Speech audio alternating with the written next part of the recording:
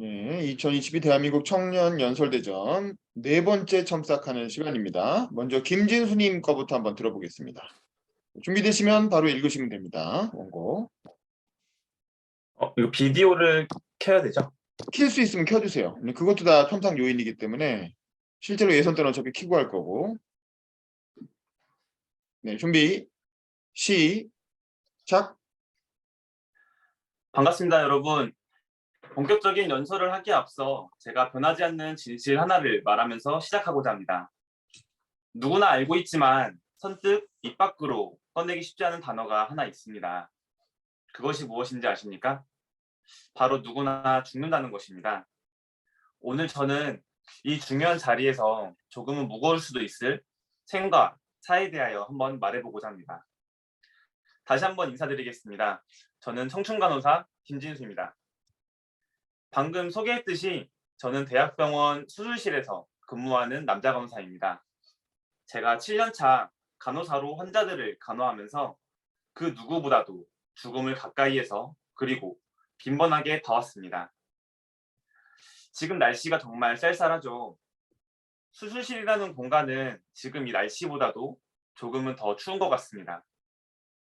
그런데 앞으로 우리가 바라보는 미래는 어떨까요? 아마 더 혹하게 다가올 수 있을 거라고 생각합니다.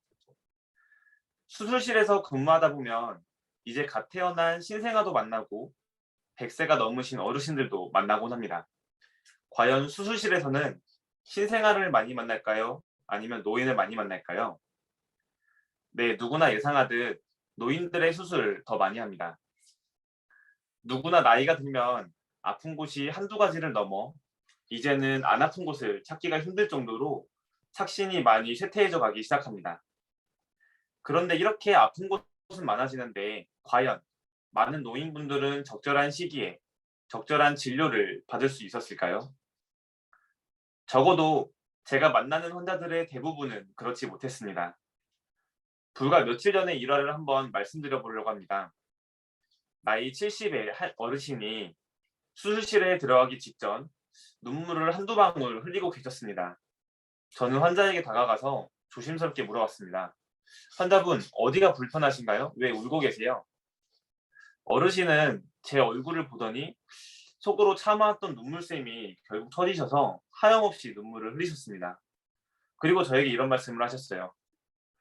선생님, 정말 서럽습니다. 정말 서러워요.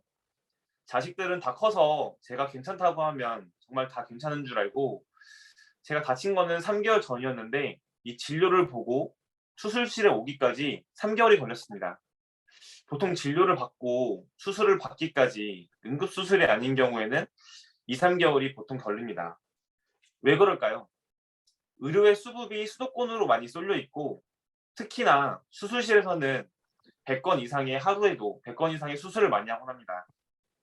환자도 너무 전국에서 많이 올라와서 병실이 많이 부족한데 그만큼 수술실을 잡기가 힘든 거죠. 매일 이렇게 상황이 이어진다면 의료진의 피로도도 너무 높아지고 그 피해는 고스란히 환자에게 다가가게 됩니다. 저는 적어도 환자들이 이 골든타임을 놓치지 않는 시기에 적절한 진료를 받고 적절한 질병을 예방할 수 있는 조금 수월하게 진료를 받아볼 수 있는 그런 시스템이 구축되어야 된다고 생각합니다. 그 방안으로 가장 적절한 방안이 한 가지 있습니다. 바로 원격 진료입니다. 이미 우리나라 주변국인 일본과 중국은 90년대부터 원격 진료를 일상화했었으며 미국의 경우에도 6건 중 1건은 원격 진료를 통해 진료를 받고 있습니다. 우리나라는 특히나 수도권의 쏠림 현상이 극심합니다. 도서 산간 지역에 거주하시는 분들이 서울로 올라오기란 정말 큰 마음을 먹고 올라와야 되는데 이렇게 그 시골에 있는 보건진료소와 연계하여 원격 진료가 이루어진다면 그동안 문제점으로 야기되었던 의료 수가 및 법적인 문제도 많이 해소될 수 있습니다.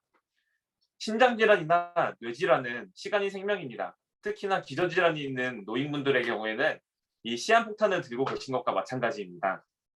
그런데 이를 예방할 수 있는 약 하나이면 충분히 그 폭탄을 멈출 수 있습니다. 이러한 이야기가 과연 물 건너 남의 이야기로 들리시나요? 그 누구에게나 일어날 수 있는 상황입니다. 만약에 우리 할머니, 할아버지에게 이런 상황이라면 어떻게 들리시나요? 실제로 저희 외할머니께서 뇌졸중으로 돌아가셔서 그 누구보다도 저는 할머니, 특히나 노인분들에게 관심이 더 많이 갑니다. 그리고 항상 수술실에 들어가기 앞서 환자를 간호할 때 이런 생각을 하곤 합니다. 모든 환자를 한결같이 대할 수는 없겠지만 적어도 우리 가족이라면 어떻게 대했을까를 먼저 생각하게 됩니다. 부디 차가운 수술실까지 들어오지 않도록 세상의 따뜻한 빛이 밝혀졌으면 좋겠습니다. 감사합니다. 네, 감사합니다. 그러면 우리 지승욱님 음소거 키시고 어떻게 들었는지 소감, 좋은 점 하나, 고칠 점 하나 얘기해 주세요. 네, 제가 중간에 들어와서 제대로 듣지 못했는데, 그 뇌졸중이란 게 실제 제 주변에서도 이제 많이 받고, 시간이 생명이라는 걸 이제 저도 그 느껴가지고, 이 지역 보건진료소와 함께 이렇게 원격 진료를 하는 건 정말 괜찮다고 생각했고, 또 실제 사례를 들어서 하니까 좀 더 집중이 되는 부분이 있었습니다. 네, 좋습니다. 그다음에 김동희님 음소거 키시고 어떻게 들었는지 좋은 점 하나, 고칠 점 하나 얘기해 주세요. 김동희님, 네, 네, 들리시나요? 들립니다. 말씀하세요. 네네. 네, 개인적으로는 제가 이런 주제에 관련을 해가지고 이야기를 이제 처음 들어봐서 네, 주제 자체가 엄청 신선하다는 점이 되게 좋았고요. 이런 주제를 관련해가지고 제가 들을 수 있다는 게 굉장히 제 인생에 되게 큰 도움이 될 수 있는 하나의 기회가 될 것 같습니다. 그래서 네, 개인적으로 정말 감사한 마음이 있고, 한 가지는 제가 들었을 때는 속도가 조금 빠른 것 같아서 이게 아마 인터넷으로 들어가지고 선이 조금 끊기거나 약간 연결이 좀 끊겨서 더 그런 것도 있을 것 같기는 한데 조금만 더 속도를 천천히 말씀해 주시면은 더 잘 들릴 것 같습니다. 네, 감사합니다. 저도 비슷한 생각인데 일단 내용은 지난번보다 훨씬 좋았어요. 지난번에는 저출산 고령화 얘기를 하셨잖아요. 본인이 이제 신혼부부고 이제 본인 사례를 중심으로 해서 저출산 고령화 얘기를 하셨는데 뭐 그것도 좋긴 한데 본인이 간호사라는 것, 뭐 청춘 간호사 김진수입니다 이렇게 소개하셨는데 간호사라고 하는 정체성과는 좀 상관없는 얘기였던 거죠. 그래서 약간 좀 아쉽다고 말씀을 드렸는데 그래서 그런지 이제 이번엔 죽음의 문제, 도입부에 얘기했던 죽음의 문제에 집중해서 그거를 노인들의 진료 문제랑 연결시키고 그걸 원격 진료 허용으로까지 연결시켜서 굉장히 좋은 연설이 된 것 같습니다. 중간에 외할머니 얘기도 나오고 뭐 약간 감동적인 부분도 있고요. 다만 이제 좀 아쉬운 점은 뭐 이 자체로 그냥 하셔도 돼요. 이 자체로도 되게 좋은 연설이라 그냥 그대로 해도 되긴 하는데 이게 원격 진료가 우리나라에선 잘 안 되고 있잖아요. 최근에 코로나 때문에 조금 이제 된 거지. 우리는 전통적으로 원격 진료를 못하게 막아왔단 말이에요. 근데 이제 막아온 데는 이제 그게 이제 그 의사 집단의 기득권 뭐 이런 것도 있겠지만 원격 진료를 못하게 한 것도 그럴 만한 이유가 있었던 거 아닙니까? 그럼 원격 진료를 해야 된다. 뭐 중국이나 일본 같이 뭐 이런 나라들은 90년대부터 했다. 근데 우리나라에서는 안 되고 있다. 왜 안 되는데? 이제 그 부분에 대한 반론 수요. 이게 안 된다고 하는 어떤 전통적인 논리가 있잖아요. 이제 그거를 반론 수용을 해주시고 하지만 이런 주장은 이러이러한 문제점 때문에 한계가 있다라고 재반박하는 그런 반론 수용과 재반박이 원격 진료 이후에 조금 들어가면 그러면 좀 더 설득력 있는 그 연설이 되지 않을까 뭐 그 생각이 드네요. 그 정도만 추가하시면 될 것 같고 시간은 조금 빨리 읽으셔서 한 4분 정도 됐던 것 같은데, 뭐 1분 정도 더 쓰셔도 될 것 같은데, 그거는 본인이 한번 시간 재보시고, 그 다음에 실제로 연설을 하실 때도 지금 이 구도로 이렇게 하실 건가요? 이렇게 세워놓고, 세로로?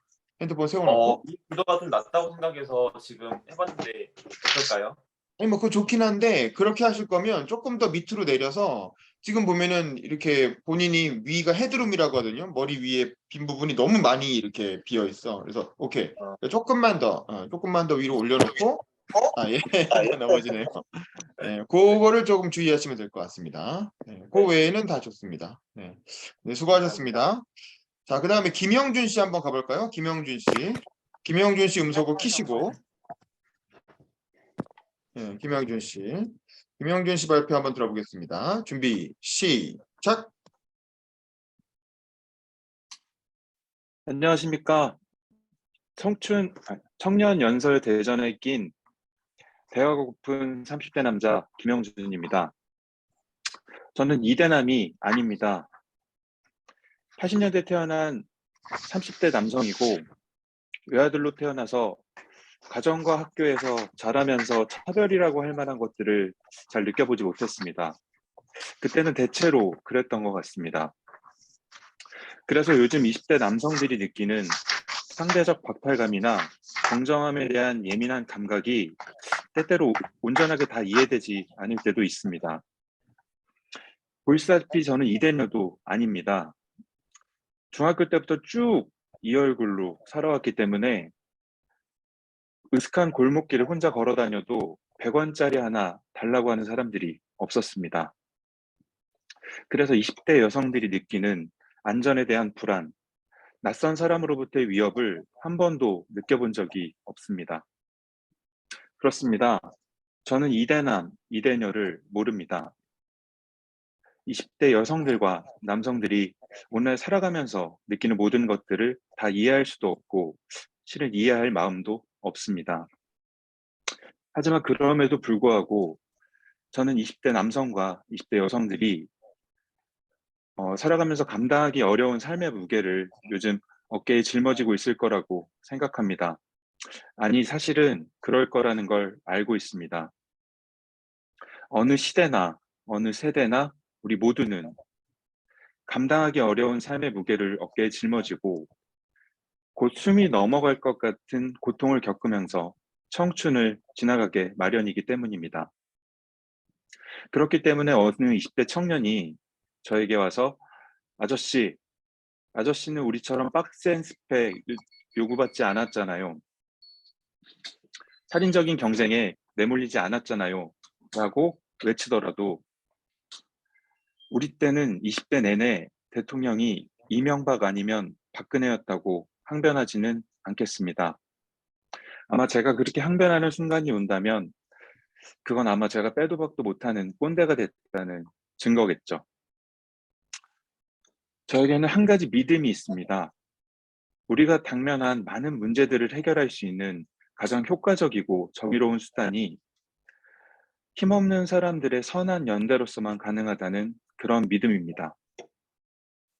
작게는 지하철 선로에 빠진 어린이를 구하기 위해서 지하철을 미는 시민들의 단합된 힘, 크게는 부당한 권력을 끌어내리기 위해 촛불 집회에 모였던 그 역동적 에너지들을 보면서 연대의 힘을 느낍니다. 그 믿음을 가지고 있었기 때문에 저는 지금까지 대체로 삶을 낙관하면서 살 수 있었습니다.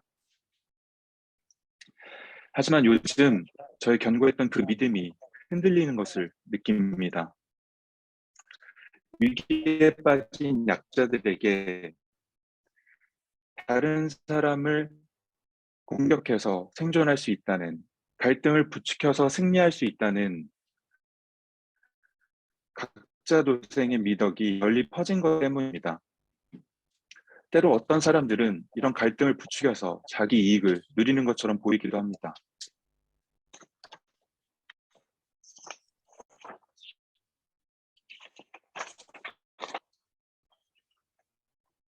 선배들은 꿀 빨았잖아요. 여성에 대한 구조적 차별은 없다.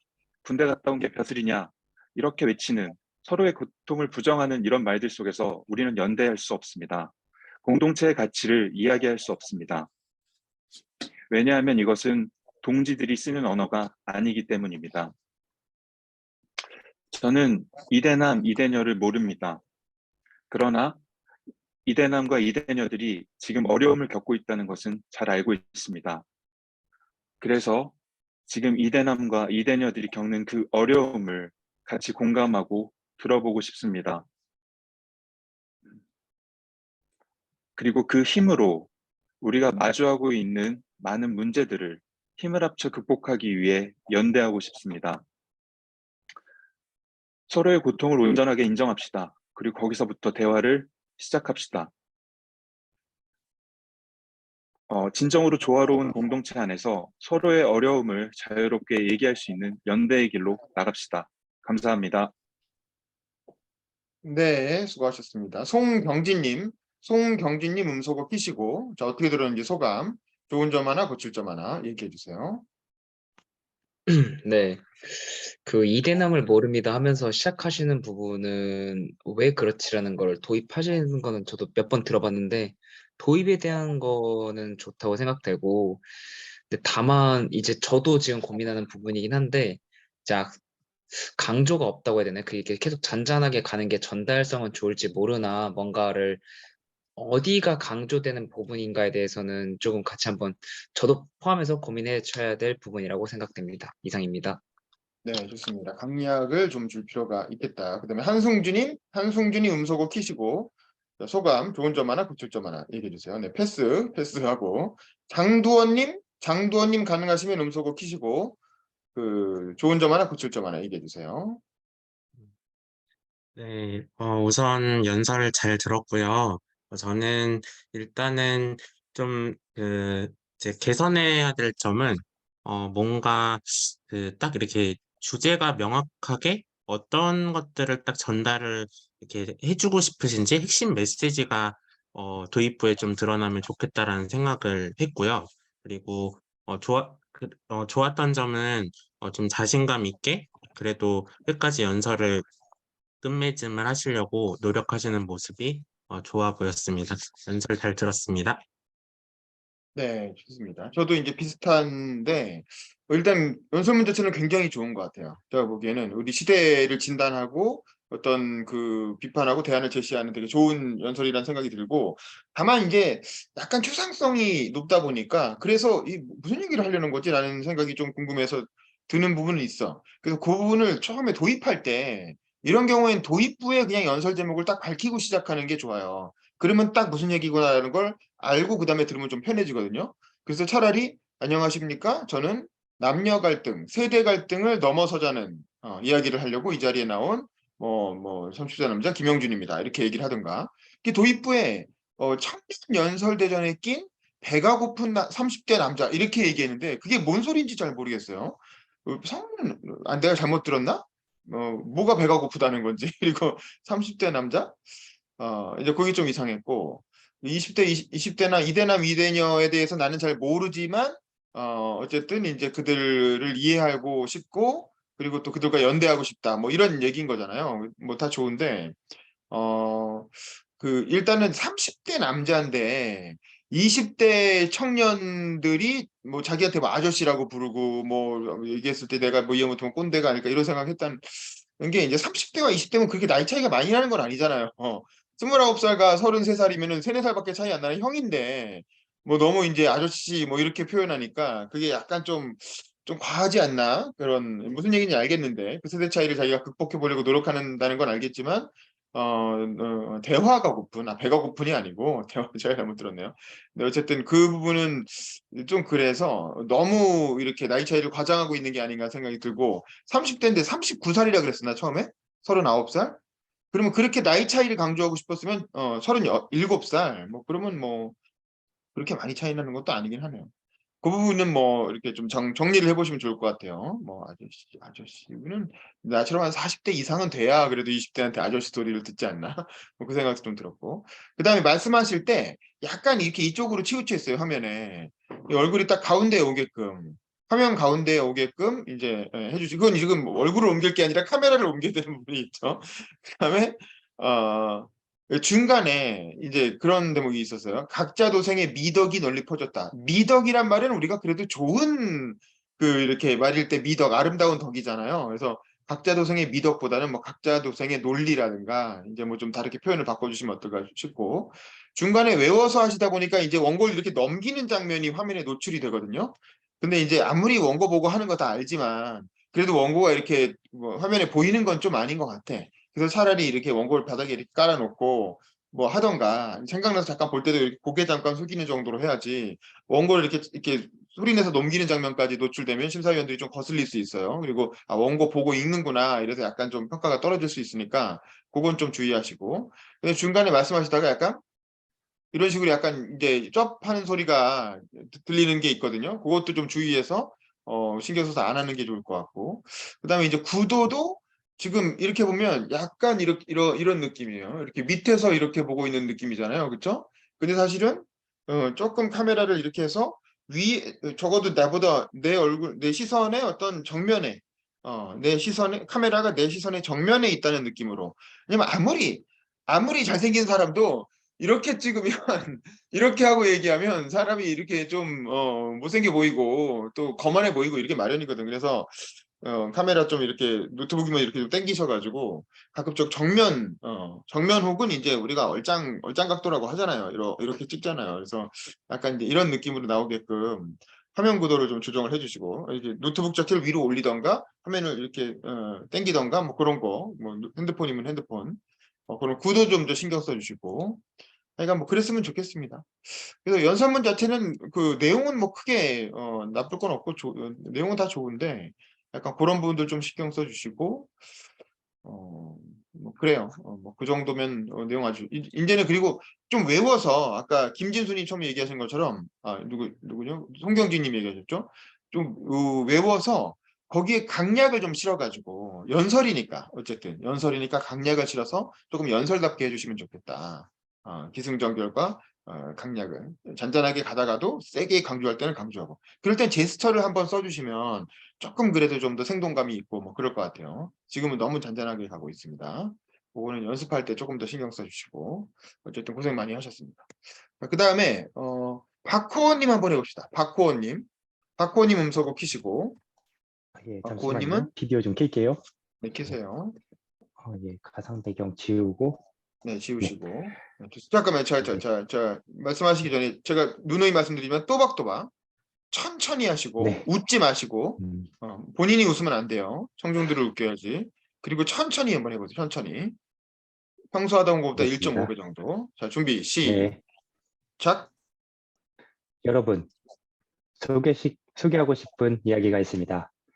작년 이맘때쯤 나는 꼭 되다 시즌2 국민의힘 정책공모전에 국민에게 힘이 되는 홈페이지 DB를 통해 쉽게 찾을 수 있는 공직자 재산 공개 정책을 제안. 3,000여 건의 제안 중 최종 10건 제안에 선정되어 많은 언론, 정치인들 앞에서 연설하는 영광을 아는 사람이 있습니다. 그날 직접 자신의 상장을 준 이준석 당시 국민의힘 대표와 함께 청년들이 이제는 정치와 정책의 중심에 우뚝 섰다. 진정 청년을 위한 정치가 시작되었다라고 믿은 청년이 있습니다. 누구 이야기겠습니까? 네, 그렇습니다. 제 이야기입니다. 인사드리겠습니다. 연설자 박호원입니다. 제 정책은 공정한 대한민국을 만드는 정책으로 포장, 국힘 59조 대선 공약 쇼츠, 윤석열 10대 중심 사례 공약으로 포장 홍보되었고 국민의힘 대선 승리에 작은 벽돌림을 하나 남아 놓았습니다. 저는 공정한 대한민국이 청년의 손으로 만들어진다는 희망을 가득 안고 새로운 대한민국, 통합의 대한민국이 만들어진다는 희망찬 미래를 설계했습니다. 1년도 안 된 지금 그 희망은 이루어졌을까요? 공정과 공정의 가치 이미 무너진 지 오래입니다. 가까이는 이태원, 인사, 언론, 안전, 이태원 참사, 자기 지인, 경호 챙기기, 무속인 논란 등을 겪으며 저는 물론 시민 여러분들이 공정한 대한민국을 열어간다고 공언했던 윤석열 대통령의 지지율이 곤두박질 치는 것을 똑똑히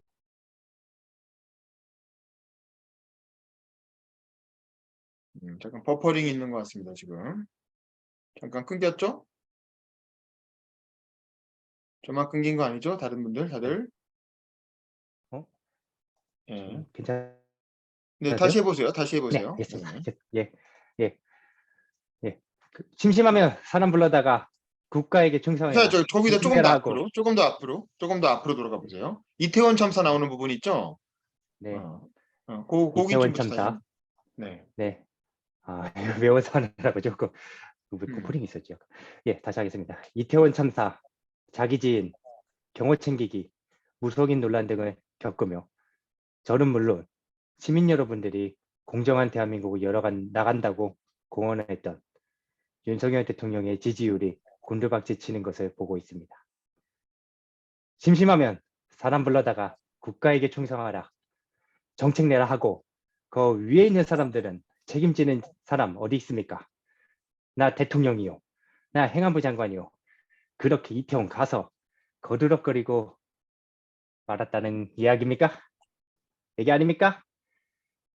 그래서 윤석열 지켜야 된다고 줄줄이 모여가지고 성명 내고 자기들이 중밀기 아닙니까? 물론 더불어민주당을 포함 야당들이 윤석열 대통령 부부 내외 나라 망치기를 위해 마타도어성 인신 공격을 하고 있다. 내노남불이다 라고 하며 떠넘기기 하시는 분들이 많습니다. 이태원 참사에 대해 국민들의 안전을 지키는 방향이 아닌 희생자의 개인정보 공개를 하느니 많이 하면서 지난 민식이법 사건과 같이 감정적인 정책 접근을 통해 안전 정책에 대한 대책을 세울 기회를 놓치고 있다는 것은 사실입니다. 나아가 청년 갈등, 특정 지방 공격, 남녀 갈등을 조장하는 듯한 실언들을 연달아 터지고 있으니 시민들이 저쪽은 아닌 것 같은데 이쪽도 예전과 비슷한 것 같아 라고 하는 그런 이야기를 하는 거 안 보입니까? 세월호 참사에 대해 국민들이 분노한 것은 안전에 대해 지난 정권들이 잘못한 것에 대한 그러한 것들을 비판한 것이지 희생자들의 개인정보를 공개하느니 특정 성별, 지방 출신이 더 희생되었다느니 그런 것을 이야기하자 그런 것이 아니었습니다. 더불어민주당이 정권 재창출을 하지 못했던 것은 능력의 부족해서가 아니라 그런 걱정할 것이 뭐 있노 하면서 안 이랬고 내노남불 했기 때문입니다. 이런 것은 사실입니다. 부패하고 한쪽만 몰아줄 수 있다는 불공정한 통합되지 않은 사회가 올 수 있다는 그러한 걱정을 준 것도 국민들이 느꼈던 것입니다. 최소한 더불어민주당 청년 정치인들이라도 공정과 공존을 꿈꾸는 정치의 체면을 지켜야 되지 않겠습니까? 당당하고 자신 있게 시민들이 뭘 원하는지 두려워하는지 면밀히 분석하고 전문성 있는 인재들을 적극 영입, 공천의 기회 그리고 정책을 만들 수 있는 기회를 줌으로써 자신과 강성 지지자들, 윤핵관들과 같은 측근들의 내일만 준비하는 것이 아닌 현실을 어떻게 개선하고 더불어 바꿀 수 있는지 치열한 고민과 토론 그리고 프로페셔널한 정책을 만들고 실천해야 할 것입니다. 이를 통해 더불어 잘 사는 복지국가 실현, 안전한 제도와 같은 시민 맞춤형 풀뿌리 정책들을 앞세워야 할 것입니다. 감정적이고 즉흥적인 법제, 정보 공개와 같은 것은 시민들이 등을 돌리게 하는 것입니다. 이러한 것들이 아닌 불필요하고 친기업적인 주제들은 친서민적으로 바꾸고 필요하면 줄이고 물가 잡는 정책을 만드는 정치 김만규 의원님을 비롯한 더불어민주당 의원님부터 할 것을 제안드립니다. 이를 통해 약속을 지키지 않고 오만하고 무능하고 부패한 주역들을 심판하고 기본으로 돌아가 지지를 되찾고 총선 대선 승리를 할 수 있을 것이라 봅니다. 진정성 있는 자세로 다가갑시다. 감사합니다. 네, 좋습니다. 자, 이번엔 최선아님 음소거 키시고 어떻게 들었습니까? 소감, 좋은 점 하나, 고칠 점 하나 얘기해 주세요.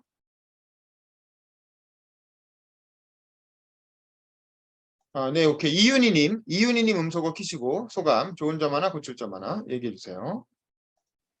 네, 우선 확고한 본인의 주장이 심리가 있으신 점은 좋다고 생각하고요, 연설문 전체에. 근데 너무 주장하고 싶으신 게 아니고 출마문 같으셔서 네, 그러니까 너무나도 선거 캐치프라이즈 같아요, 약간 내용이.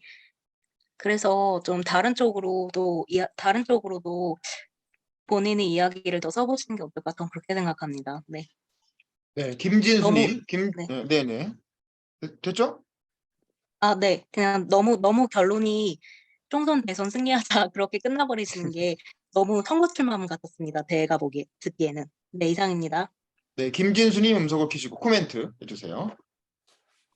네, 저도 박호인이 지금 한 두 번째, 세 번째 보는 것 같은데 제가 봤을 때는 처음보다는 좀 뭔가 여유가 좀 보였다고 생각하거든요. 처음에는 좀 너무 막 웃음도 많이 있으셨고 그런 것도 좀 많이 잡으려고 연습을 하신 것 같고 근데 처음에는 좀 대본을 좀 많이 외워서 이렇게 카메라를 응시했다면 그 중간 후반부터는 좀 뭔가 밑에를 내려보는 그런 시선 처리들 그런 것만 좀 더 잡았으면 좋았을 거라고 생각을 합니다. 네, 저도 마찬가지이고 일단 전보다는 훨씬 좋아졌어요. 네, 지난번보다 훨씬 좋아졌고 역시 첨삭을 여러 번 하니까 하는 만큼 조금씩 발전되고 있는 게 느껴지긴 하는데 일단 두 가지 치명적인 이제 문제가 있는데 계속 웃는다는 거. 원래도 얼굴이 웃는 상인데다 지금도 웃고 있잖아요. 근데 이건 평소엔 좋은 장점이에요. 웃는 상이라는 건. 근데 진지한 연설을 하면서도 웃어버리니까 약간 이제 사람이 좀 웃겨 보인다는 거지. 연설의 진정성이 떨어져 보인다는 거지. 예를 들면 이태원 참사 얘기 같은 거 되게 진지한 얘기잖아요. 이거 사람들 150명 넘게 죽은 사건이고 큰 참사인데 그거를 이제 나 뭐 대통령이요, 나 행안부 장관이요 하면서 거들먹거리고 말았단 말입니까? 이거를 이제 노무현 대통령 연설에서 차용해서 쓰는 건 좋은데 그걸 그 부분에서 자꾸 웃는단 말이에요. 이거 연습하세요. 그 부분에서는 웃으면 안 돼요. 이건 굉장히 심각한 참사에 관한 얘기고 그걸 아무리 노무현 대통령 연설을 패러디했다 하더라도 그게 자기는 웃기지만 청중들은 모른단 말이에요. 근데 자꾸 이렇게 그렇게 웃는 표정이 나와버리니까 이게 약간 입술이 항상 이렇게 한쪽이 이렇게 올라가 있잖아요. 그러니까 자꾸 웃는다는 느낌을 준단 말이죠. 그거는 주의하시고 두 번째 문제점은 발음이 이렇게 이게 발음이 부정확하다는 거야. 예를 들면 희생자도 흐생자 이렇게 들리거든요. 어떨 때 그게 느껴지냐면 이 복모음이라 그러죠. 의생자, 근데 흐생자 이런 식으로 내로남불인데 내노남불 뭐 이런 식으로 이게 혀가 좀 짧아서 그런지 발음이 이렇게 명확하지가 않으니까 그런 단어들을 발음할 때 이렇게 약간 혀 짧은 소리가 들리고 그러니까 이제 그만큼 어떤 연설의 신빙성이 좀 떨어지는 느낌을 준다는 거죠. 좋은 연설 써놓고 그런 발음의 문제 때문에 근데 어떻게 해야 되겠어요? 자꾸 연습하는 수밖에 없어요. 자꾸 연습을 반복해서 계속 읽고 연습하고 그런 단어들이 나올 때마다 더 발음을 주의해서 하려고 노력하는 수밖에 없다. 그래서 아나운서들은 뭐 이렇게 볼펜 물고 가가기도 한다던데 뭐 일반인들이 그렇게까지 할 필요는 없고 그래도 어쨌든 발음에 좀 더 신경 쓰시면서 하는 노력을 하실 필요가 있겠고 저는 마지막에는 좀 그것 좀 했으면 좋겠어요. 그러니까 처음에 나는 국대다에 나온 청년이라고 자기소개를 하잖아요. 그러면 마지막에 이제 이태원 참사 어쩌고 해서 윤석열 정부 쭉 비판하고 그럼 민주당은 어떻습니까? 근데 민주당도 여전히 뭐 내로남불이라든가 뭐 남녀 갈등 조장이라든가 뭐 그 섣부른 인명 공개라든가 피해자 인명 공개라든가 그런 걸 통해서 여전히 문제를 하고 있지 않느냐라면서 비판을 하고 그래서 그런 점들을 개선해서 정말 그 정책 개발에 힘쓰고 좋은 청년들 영입해서 이렇게 더 나은 모습을 보여달라. 그러면 총선 대선도 승리할 수 있지 않겠느냐. 여기까지 얘기하고 그러면 나는 국대다에 나갔던 저 같은 청년도 다음 선거에서는 더불어민주당에 투표할 수도 있지 않겠습니까? 이런 식으로 해서 일단 나의 변화 이걸 통해 나를 한번 설득시켜 보라 이거지. 이게 민주당 김한규 의원 김한규 의원 주최하는 행사기도 하니까 민주당에 와서 나는 국대다 나갔던 내가 민주당에 와서 이런 연설까지 하는데 그러면 니들이 한번 나를 설득시켜 봐라. 그러면 나도 너 다음번에 너 찍겠다. 요게 이제 설득의 메시지가 되는 거죠. 주로 이제 민주당 청년 정치들을 대상으로 한 연설이라고 치면 그런 식으로 마무리하시면 조금 더 설득력이 있지 않을까 싶습니다. 네, 고생하셨고요. 장두원님, 다음엔 장두원님 한번 해볼게요. 장두원님 음소거 키시고 자 준비 네. 네. 시작. 네, 시작하겠습니다. 존경하는 청중 여러분 안녕하십니까? 장두원이라고 합니다. 저는 직업상담사와 청소년 상담사 자격을 갖고 청소년 및 청년의 진로와 직업, 취업 상담을 하고 있는 일을 하고 있습니다. 의사가 칼과 약으로 사람의 병을 고치듯 말과 글로써 사람의 인생을 고친다는 소명으로 강단과 상담에 임하고 있습니다. 저는 오늘 촉법 소년법에 대한 연설을 하겠습니다. 제가 서울 보호관찰소에서 촉법소년이나 소년범들을 상담하는 봉사나 일들을 하며 연설의 주제로 선정하게 됐습니다. 여러분께서는 혹시 촉법소년법에 대해 얼마나 관심을 갖고 계신가요? 네, 촉법소년법이란 만 10세 이상, 만 14세 미만의 형사 미성년자로서 형벌을 받을 범법 행위를 한 사람을 촉법소년이라고 하는데, 촉법소년은 형사 책임 능력이 없기 때문에 형벌이 아닌 보호 처분을 받게 되는 법입니다. 형사 책임 능력이 없다는 말을 쉽게 말해서 자신을 통제할 능력이 부족한 것으로 이해하시면 됩니다. 정리해서 자신을 통제할 능력이 부족한 청소년들에게 내리는 법이라고 할 수 있습니다. 그럼 여기서도 질문을 드리겠습니다. 방금 이야기를 듣고 이 법을 의도적으로 악용하여 나쁜 짓을 하고 다니는 청소년이 있을 수도 있겠다는 생각이 드시는 분이 있으실까요? 네, 촉법소년법에 해당되는 청소년들이 이 법을 악용하여 질 좋지 않은 행위를 하는 사건이 상당히 많습니다. 더 충격적인 것은 요즘도 최근에도 자주 이러한 사건이 발생하고 있다는 것입니다. 언론 보도에 따르면 오늘도 34건의 범죄가 촉법소년에 의해 벌어지고 있습니다. 2시간에 3건 꼴입니다.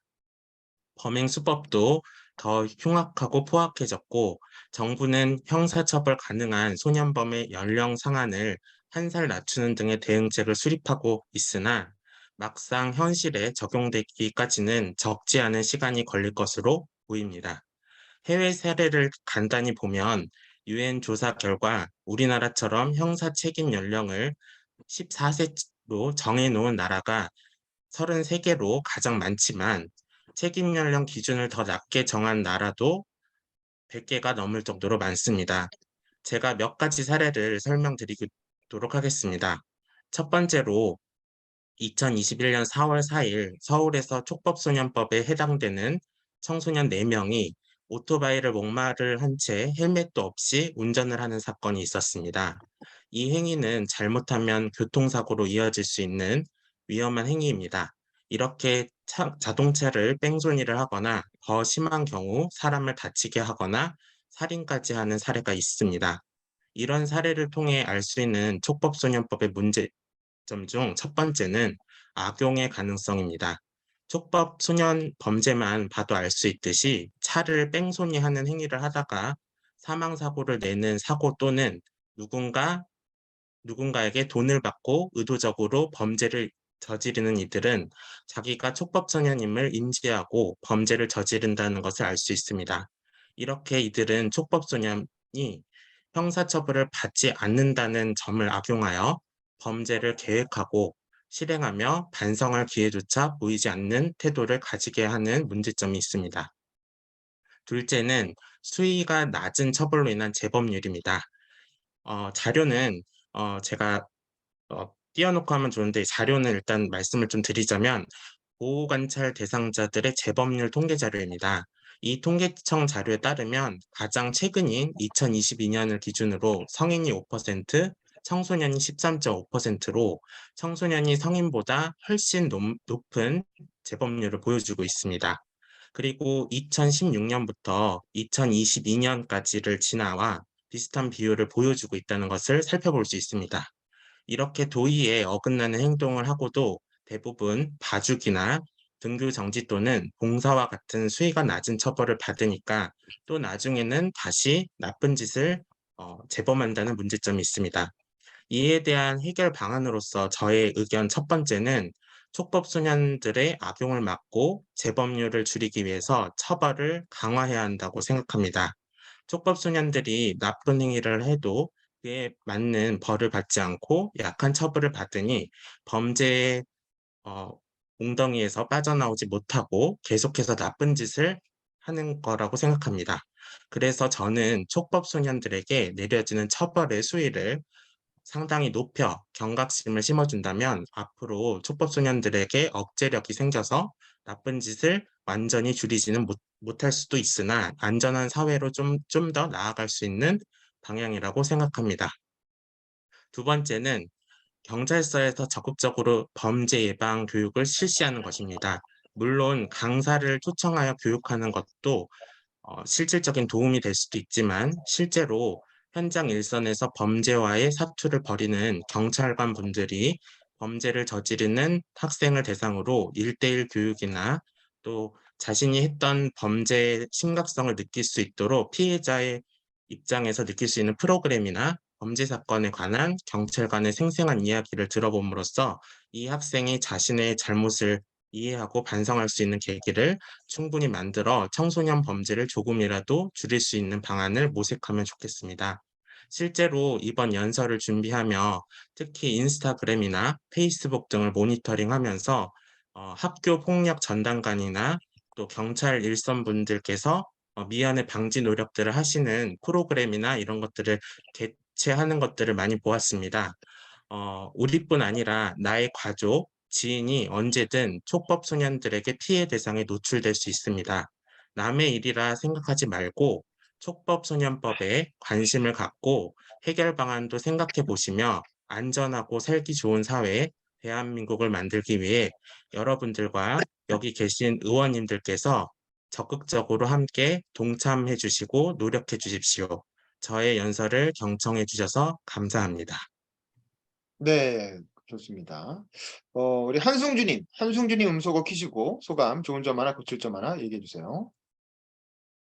네, 잘 들었습니다. 일단 좋은 점은 그 촉법소년이라는 그 주제 자체가 좀 시의적절하지 않나? 그런 생각이 들었고, 그리고 그 촉법소년 문제를 해결해야 된다는 주장이 확실한 부분도 있는 것 같아요. 근데 그 주장 부분이 좀 길지 않나? 그러니까 좀 간결하고 압축적으로 이렇게 해야 됩니다라는 게 연설에 좀 맞지 않나 생각이 들고요. 그리고 일단 좀 말투가 너무 설명식이셔서 약간 강의 듣는 느낌이었어요. 그래서 뭐 단어도 몇 가지 사례를 설명드리도록 하겠습니다. 뭐뭐라는 것을 살펴볼 수 있습니다. 이런 것들 다 좀 강의식이라고 생각되거든요. 조금 더 연설식으로 그 말투 자체를 바꾸셔야 되지 않나 싶어요. 네, 김동희님도 이상입니다. 음소거 키시고, 네네, 김동희님 음소거 키시고 소감, 좋은 점 하나, 고칠 점 하나 얘기해 주세요. 네. 들리시나요? 네, 말씀하세요. 네. 아까 전에 이제 한승준님께서 말씀해 주신 것처럼 주제 자체가 정말 시기적절했다고 생각이 듭니다. 왜냐면 저희가 정말 수많은 뉴스들에서 관련되어 있는 되게 좋지 못한 사례들을 굉장히 많이 접했고, 이 부분에 있어서 굉장히 분명하게 짚고 넘어간다는 점이 전 굉장히 좋았어요. 그래서 아마 이제 제가 느꼈을 때는 굉장히 그 말의 플로우가 굉장히 나긋나긋하세요.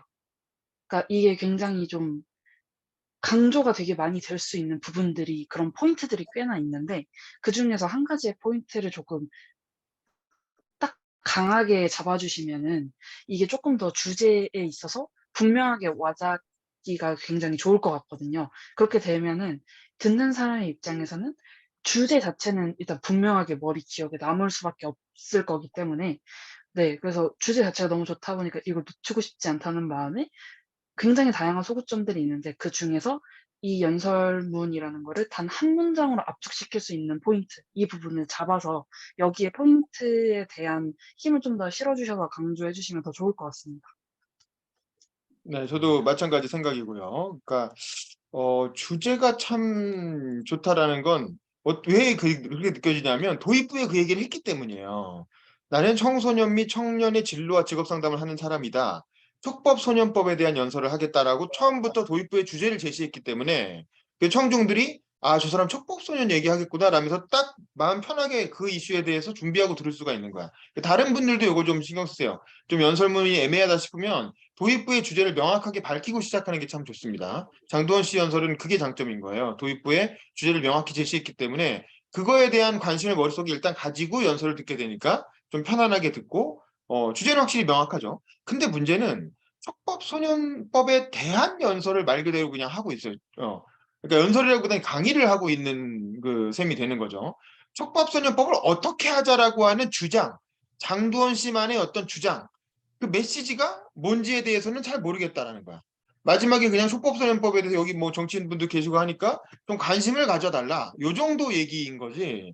촉법소년법에 어떻게 해야 되는데 관심 가지면 뭘 어떻게 다 바꿔야 되는데에 대해서 물론 뭐 얘기하긴 하죠. 본인의 어떤 관점으로 첫째, 촉법소년 악용을 위해 처벌을 강화해야 된다. 둘째, 경찰서에 범죄예방 교육을 해야 된다. 근데 이제 아무래도 실제로 담당했던 경찰관들이 하면 더 좋을 것 같다. 요 정도 얘기를 하긴 하지만 이거는 연설의 어떤 그 메시지라고 하기에는 조금 그냥 강연 뒤에 붙이는 그냥 뭐 이렇게 결론 개선 사항 같은 그런 느낌이어서 도대체 촉법소년 관련해서 많은 사례를 연구하고 그걸로 강의하고 댕기고 다양한 사람들을 만나서 이렇게 사례들을 상담한 결과 야 이건 진짜 이렇게 촉법소년과 관련된 문제에서 이건 진짜 바꿔야 되겠다고 생각할 만한 포인트가 본인이 발견한 어떤 포인트에 좀 더 집중해서 그걸 하자라고 아주 절실하게 설득하는 그런 연설이었으면 좋겠는데 여전히 약간 강의식으로 이렇게 잔잔하게 흘러간다는 점. 그러다 보니까 시간도 조금 오버됐어요. 36분에 시작했는데 43분에 끝났거든요. 그거는 이제 시간으로 치면 6분 정도인 거죠. 근데 5분 안에 끊으셔야 되니까 분량은 조금 덜어내시고 조금 빨리 그 말하시면서 좀 주장과 메시지에 좀 더 힘을 실어 주셨으면 좋겠다는 거고 중간에 표현들에 보면 질 좋지 않은 행위를 한다고 했는데 질 나쁜 행위라고 하면 되죠. 굳이 이렇게 길게 쓸 필요 없고 그다음에 이제 얼굴이 이렇게 카메라에 좀 꽉 차는 느낌이 있어요. 조금 더 뒤로 조금 그 카메라를 좀 뒤로 이렇게 멀리 놓든가 해서 어차피 소리는 잘 들어오니까 어차피 집에서 하실 거잖아요. 그러니까 조금 더 이렇게 떨어져서 했으면 좋겠고 그다음에 오토바이로 목마를 한 채 이런 표현이 있는데 이게 위험하다는 거죠. 목마를 한다는 게 뭐야? 오토바이 뒤에 애가 이렇게 타가지고 이렇게 올라갔다 이 뜻이잖아요. 그런 거 모르는 사람, 그 오토바이 그 전문가들은 아시겠지만 이게 좀 안 놀아보지 않으신 분들은 모를 수도 있잖아요. 무슨 뜻인지. 그러니까 그런 걸 좀 설명을 해주시면 더 좋을 것 같고. 그다음에 경찰서에서 범죄 예방, 예를 들면 저 같은 강사를 불러서 이렇게 해가지고 이제 본인이 강사한테는 좀 설명해 주셔도 좋을 것 같고 예방 교육 얘기할 때. 그다음에 우리가 촉법소년 하면 우린 지금 가장 떠오르는 사람은 한동훈이거든요. 한동훈 법무부 장관이 촉법소년 얘기를 법무부 장관 되자마자 제일 먼저 한 게 촉법소년 나이 인하해야 된다 이 얘기 한 거잖아요. 그걸로 꽤 이슈가 됐고 그게 이제 한동훈 장관의 한동안 그 아젠다였는데 그러면 촉법소년 연설을 하면 당연히 그 한동훈 장관이 얘기한 촉법소년법 나이 낮추는 문제를 얘기하겠구나라고 생각하는데 그 얘기가 끝까지 안 나와요. 저는 그거는 좀 짚고 넘어갈 필요가 있을 것 같아요. 왜냐면 이거 관련하면 많은 사람들이 그걸 그 나이 문제를 떠올리니까 지금 만 14세라는 나이를 뭐 만 13세로 낮추자, 뭐 12세로 낮추자 이런 주장들이 있는데 그럼 그 주장에 대해서는 어떻게 생각하는지 그거에 대한 두원 씨의 생각도 얘기를 해줘야 뭔가 좀 논점이 살아나면서 더 관심을 갖고 듣게 될 것 같거든요. 그래서 그런 어떤 현안이 되는 이슈를 좀 추가해 주시고 그렇지 않은 부분은 좀 빼고 뒷부분에 주장을 좀 강화하는 방식으로 연설문을 좀 수정을 해주시면 좋겠습니다. 네, 수고하셨습니다. 자, 그 다음에 지승욱 씨 한번 감사합니다. 해볼까요? 자, 지승욱 씨 음소거 키시고 준비 네. 시작. 아따, 마을 청년회장이 죽어버렸어. 그래서 일할 사람이 없단께. 오매 몇 살인데 64밖에 안 됐어. 64? 아이고 어리네. 안녕하십니까. 전라남도 스마트팜 혁신밸리에서 농업에 힘쓰고 있는 청년 농업인 지승욱입니다. 앞에서 들으신 내용은 제가 고흥버스 터미널에서 실제로 들었던 대화입니다. 지방의 청년 인구 감소를 보여주는 대표적인 사례이자 대한민국 인구 소멸도시 2위인 고흥의 현실을 드러내기에 마냥 웃어 넘길 수만은 없다고 생각합니다. 여러분, 혹시 전체 농업 인구 중에서 만 40세 이하의 청년 농업인이 과연 얼마나 되는지 아십니까? 네, 단 1%에 불과합니다. 이마저도 스마트팜이 청년층의 관심을 끌어 증가한 수치로 그 이전에는 0.7% 수준에 머물렀습니다. 농업인 평균 연령이 67세에 달하는 지금은 농업계는 청년 인구의 유입이 필요합니다.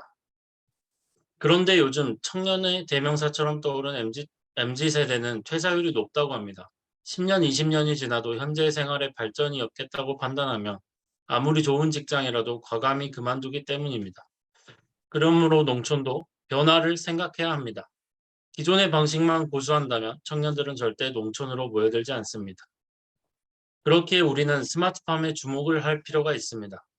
원격으로 시설을 관리하고 작물의 생육 상태를 실시간으로 확인하며 같은 농지 대비 수확량을 월등히 높일 수 있어 우리나라의 농업 특성에도 잘 맞는 방식입니다. 대한민국 스마트팜의 미래를 설계하는데 네덜란드의 사례는 중요한 가이드라인이 될 수 있습니다. 네덜란드의 면적은 대한민국의 경상도 크기에 불과하지만 농산물 수출량은 세계 2위를 기록합니다. 지리적 이유도 있겠지만 정부의 일관된 정책 추진과 지원이 가장 큰 원인입니다. 정부 주도하에 70년간 꾸준하게 경지 정리를 하면서 스마트팜을 보급하였으며 대학과 농촌연구소를 합병시키는 구조적 혁신을 통해 기초연구와 실용연구의 융합을 이뤄냈습니다. 정부 주도 혁신을 통해서 네덜란드는 한국과 비교해 약 20배가 넘는 1인당 경작 면적을 갖게 되었습니다. 농가 소득 또한 한국은 도시의 60% 수준이지만 네덜란드는 도농 간 소득 격차가 거의 없습니다. 그렇다면 농업의 미래를 위한 정책과 지원은 어디에 초점을 맞춰야 할까요? 바로 노동 생산성 향상을 통한 농가 소득의 증대입니다. 정해진 땅에서 최대한의 생산량을 뽑아내는 토지 생산성에 집중해야 할 시대는 지났습니다. 이제는 경지 정리와 농업 규모화를 통해 노동 생산성을 향상시켜 농민의 소득을 높여야 할 때입니다. 농가 소득이 증대되면 자연스레 청년 인구의 유입이 늘어날 것이고 후계농을 양성하기 수월해지면서 농업은 연속성 있게 혁신을 이어갈 수 있을 것입니다. 그러나 미래를 향한 과정이 늘 순탄치만은 않을 것입니다. 제가 있는 스마트팜 혁신밸리에서도 많은 예비 농업인들이 꿈을 포기하고 다시 도시로 돌아가고 있습니다. 금전적인 어려움, 다시 말해 돈의 한계에 부딪히기 때문입니다. 스마트팜 시공은 기본 사업비가 10억 단위를 상회합니다. 이제 막 귀농한 청년들이 자부담할 수 있는 수준은 절대 아니라는 뜻입니다. 이런 부분에서 정부의 지원이 절실하게 필요합니다. 단순히 대출이 쉬워야 한다는 것이 아닙니다. 건설적인 계획을 바탕으로 한 투자가 가능해야 한다는 것입니다. 예를 들어 비록 초기 투자금이 다소 들지라도 농식품 모태펀드의 규모를 늘림으로써 농업의 초기 입문자들을 적법한 투자 심사를 거쳐 사업의 타당성을 인정받은 후 투자를 받는 것입니다. 농촌 인구 고령화, CPTPP와 관련된 경쟁력 위기, 기후변화와 환경오염 등 현재의 대한민국 농업은 수많은 어려움에 직면해 있습니다. 그러나 농업은 절대 포기할 수 없고 포기해서도 안 되는 국가의 중요한 근간 중 하나입니다. 농업인들의 의지와 노력에 정부의 정책과 지원이 적절하게 뒷받침된다면 스마트팜은 현재 농업이 안고 있는 많은 과제를 해결하기 위한 중요한 열쇠가 될 것입니다. 이를 통해 단순히 직면한 문제를 해결하는 것에 그치지 않고 더 나아가 대한민국 농업이 세계 속에서 한 걸음 더 우뚝 설 수 있는 초석이 될 수 있으리라 확신합니다. 감사합니다. 네, 수고하셨습니다. 최선아님 음소거 키시고 코멘트 좋은 점 하나 고칠 점 하나 얘기해 주세요. 네, 일단 좋은 점은 농업이라는 게 되게 일반인들이 네, 조금 죄송해요. 잠깐 컴퓨터가 멈춰가지고 조금 생소한 주제이긴 하잖아요. 농업 정말 관심이 있는 주제인데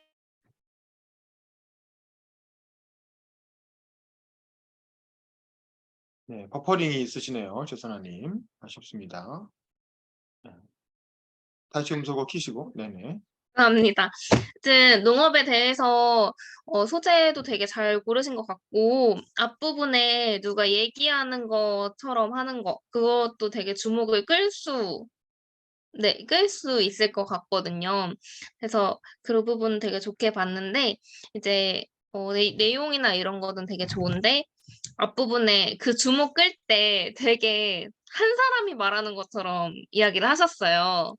그래서 이거를 만약에 시간이 조금 되신다면 그 진짜 대화하는 것처럼 그렇게 끊어서 얘기를 해주시고 좀 높낮이 억양이나 이런 것도 살려가지고 얘기를 해주시면 좋을 것 같고 그리고 이야기를 하실 때 문장 마지막에 뭐뭐 했습니다. 이게 다가 앞 밑으로 쭉 떨어지더라고요. 근데 이게 그렇게 되면은 다 소리가 안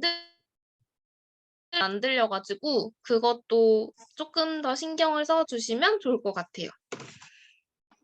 네, 좋습니다. 김진수님도 음소거 키시고 코멘트 해주세요. 김진수님. 네, 처음에 그 고흥버스 대화로 시작하는 도입 부분이 좀 뭔가 대화식으로 해서 좀 웃기고 풍자화한 그런 집중하기에 너무 좋았었습니다. 그래서 처음에는 좀 집중해서 듣고 있었는데 중간에 갔을 때는 좀 뭔가 좀 전문적인 용어도 좀 나오고 해서 살짝 제가 이해하기가 좀 힘든 부분이 좀 있었거든요. 뭐 CTPT 이런 것도 한 번 더 풀어줘가지고 그 용어를 쓰면 아 저게 저런 내용이구나라는 거를 알 수 있었을 텐데라는 생각을 좀 했었습니다. 네, 좋습니다. 지승욱 씨 연설은 지난번에 제가 대신 읽어드렸었죠. 근데 그거보다는 훨씬 더 분량이 정리가 되고 내용도 좋아진 것 같아요. 그 도입부의 고흥 대화 부분도 지난번보다 더 자연스럽게 하셨고, 근데도 조금 더 자연스럽게 했으면 좋겠다. 그리고 좀 더 대화가 실제로 오고 가는 것처럼 그 부분은 연기를 해야 되는 부분인 거죠. 그래서 그런 연기 요소가 좀 더 들어가면 좋겠다는 거고, 그거는 뭐 연습을 좀 하셔야죠. 뭐 부끄럽더라도 그런 노력을 좀 해주시고, 내용은 다 정리가 잘 된 것 같아요. 근데 이제 도입부가 재밌는 거에 비하면 본문의 내용이 너무 좀 딱딱하고 학술적인 면이 있는 것 같아요. 왜냐면 스마트팜이라는 게 나와서 그런 것 같아. 스마트팜이라는 것 자체가 우리한테 익숙하지 않은, 들어는 봤지만 익숙하지 않은 주제이다 보니까 거기에 정책적인 뭐 대안 제시까지 나오니까 조금 딱딱하게 여겨지긴 하는데, 뭐 어쩌겠습니까? 그게 뭐 연설 주제고 본인이 지금 이렇게 꽂혀 있는 부분이니까 그걸 하시되, 조금 더 그 연설을 좀 대화체로 자연스럽게 하는 연습을 좀 해주시면 좋을 것 같고, 그다음에 이제 뭐 시간은 거의 꽉 차서 더 늘 부분이 없긴 한데 한번 좀 생각해 보세요. 지승욱 씨가 왜 농업에 관심을 가지고 왜 스마트팜에 관심을 갖고 뛰어들었는지에 대한 지승욱 씨 자체에 대한 얘기가 좀 부족한 것 같아요. 스마트팜 뭐 얘기를 잘 설명해 주신 건 좋은데, 나는 왜 농업에 청년 농업인이 되었고 왜 농업에 관심을 가지고 이런 활동을 하고 있는지에 대한 어떤 본인에 대한 빌드업, 이 본인에 대한 어떤 소개 부분이 앞부분에 들어가면 조금 더 이렇게 그 고흥 그 얘기 이후에 자기에 관한 얘기가 조금 더 들어가면 좀 더 공감대가 생기지 않을까, 뭐 그런 생각이 들었습니다. 네, 어쨌든 잘 해주셨어요. 네, 노동 생산성 그것도 어렵죠. 맞습니다. 자, 우리 한승주님 한번 들어볼게요. 음소거 키시고 한승주님 거 한번 들어보겠습니다. 준비 시작. 안녕하세요. 참여 그리고 대화 토론이 가져올 멋진 미래를 위해 민주주의 활동 유급 휴가제를 도입합시다. 라는 제안을 드리려 이 자리에 선 한승주입니다. 반갑습니다. 저는 2014년 민주당에 입당하면서 전국청년위원회 정책팀 활동을 시작했고, 팀원들과의 치열한 고민과 토론 끝에 청년 기본 조례안을 만들어냈습니다. 그리고 이 안을 서울시 의회 공청회에 들고 가서 직접 제안하기로 했죠. 그런데 팀원 중 공청회 현장에는 저만 갈 수 있었습니다. 비주얼이 가장 뛰어나서일까요?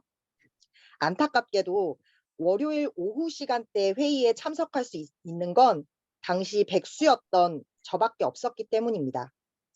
이듬해 봄에는 국회 마당에서 민주당이 정당 최초로 개최한 정책 엑스포가 열렸습니다. 저도 청년 분야 기획위원으로 열심히 참여했는데요. 청년 현안을 주제로 다양한 이벤트 부스를 운영해서 언론의 주목도 많이 받았던 아주 뜻깊은 행사였습니다. 하지만 행사가 월, 화, 수, 평일 일과 시간에 진행된 탓에 더 많은 청년들이 함께할 수 없었다는 큰 아쉬움이 남았더랬습니다. 그 후로 몇 년이 흐른 지금, 와, 그런 것도 있어? 근데 회사 때문에 안 되겠다. 아, 또 평일 낮이요? 난 못해. 근데 진짜 같이 하고 싶긴 한데 연차가 이제 없다. 코로나19로 온라인 회의와 인터넷 실시간 중계가 확대되면서 거리 제약이 일부 해소됐을 뿐 참여를 독려할 수 있는 환경과 제도는 여전히 미미합니다. 이곳 국회에서는 하루에도 몇 건씩 세미나, 토론회, 행사 등이 열리는데요. 관심 분야니까 한번 참여해 볼까? 내 피 같은 연차, 시간, 교통비 들여야죠. 쉽지 않습니다. 지역 활동은요? 시민참여 예산제, 주민자치 활동 등 참여할 수 있는 여러 방법이 있기는 합니다. 그런데 이 또한 직장을 다니는 시민들이 참여하기란 쉽지 않습니다. 국민들이 정치에 너무 무관심하다라고 얘기하기 전에 관심을 가질 수 있는 환경과 제도를 먼저 마련해야 하지 않을까요? 정치권은 주권자인 시민들이 정치에 더 많이 참여하고 정치적 효능감을 느낄 수 있도록 제도를 만들 의무가 있습니다. 그래서 저는 오늘 민주주의 활동 유급 휴가를 제안하고자 합니다. 직장에 다니는 사람도 유급 휴가를 받아 정치를 포함한 민주주의 활동에 참여할 수 있도록 제도화하는 것이죠. 주최자는 참여 확인서를 발급해주고 참여자는 간단한 활동 보고서를 작성합니다. 유급휴가비는 대기업의 경우 사회공헌 사업의 일환으로 회사에서 부담하고 사업장 규모가 작은 곳은 정부에서 보전해 주어야 합니다. 이쯤에서 그거 세금 낭비네 라고 반대하는 분도 있으시겠죠? 하지만 분명 사회적 갈등이나 무관심으로 인해 낭비되는 세금을 아끼는 효과가 훨씬 더 클 것입니다. 그리고 이 나라의 주인인 시민의 정치 참여 보장을 위해 투자하는 것, 그걸 정말 낭비라고 매도하시겠습니까? 이제는 우리 헌법에 규정된 선거권, 공무담임권, 국민투표권 등 참정권의 범위를 실질적으로 정치에 참여할 수 있는 권리로 확대해야 합니다. 좋아. 그런데 참여를 하면 뭐가 좋아? 좋은 질문입니다. 참여는 관심을 낳고 관심은 자연스럽게 대화와 토론을 생산하죠. 건강한 대화와 토론이 이루어지면 결국 낭비되는 사회적 비용과 갈등을 확 줄일 수 있는 것입니다. 우리는 이미 신고리 오륙호기 공사 재개, 대구시 새청사 후보지 결정 등 나름의 성과를 거둔 참여와 수기 사례를 경험했습니다. 누군가는 이렇게 말하죠. 참여 토론 그런 거에서 어느 세월에 일 추진해. 그리고 사공이 많으면 배가 산으로 간다고. 첫째, 잘 모르는 길, 잘못된 길로 들어서 장애물을 만나거나 헤매는 것보다 충분한 수기를 통해 합의된 길을 가는 게 결국은 더 빠르고 정확하지 않을까요? 둘째, 참여자 개개인이 결정하고 집행하는 것이 아니라 합의를 통해 결론을 냅니다. 그러니 사공이 여럿이라는 말은 맞지 않겠죠? 여러분, 민주주의 활동 유급휴가를 비롯한 다양한 제도 마련과 환경 조성을 통해 참여 그리고 대화와 토론이 가져올 삶의 더 좋은 변화, 우리 함께 누립시다. 감사합니다. 네. 송경진님 음소거 키시고, 자, 어떻게 들으셨는지 소감, 좋은 점 하나, 고칠 점 하나 얘기해 주세요.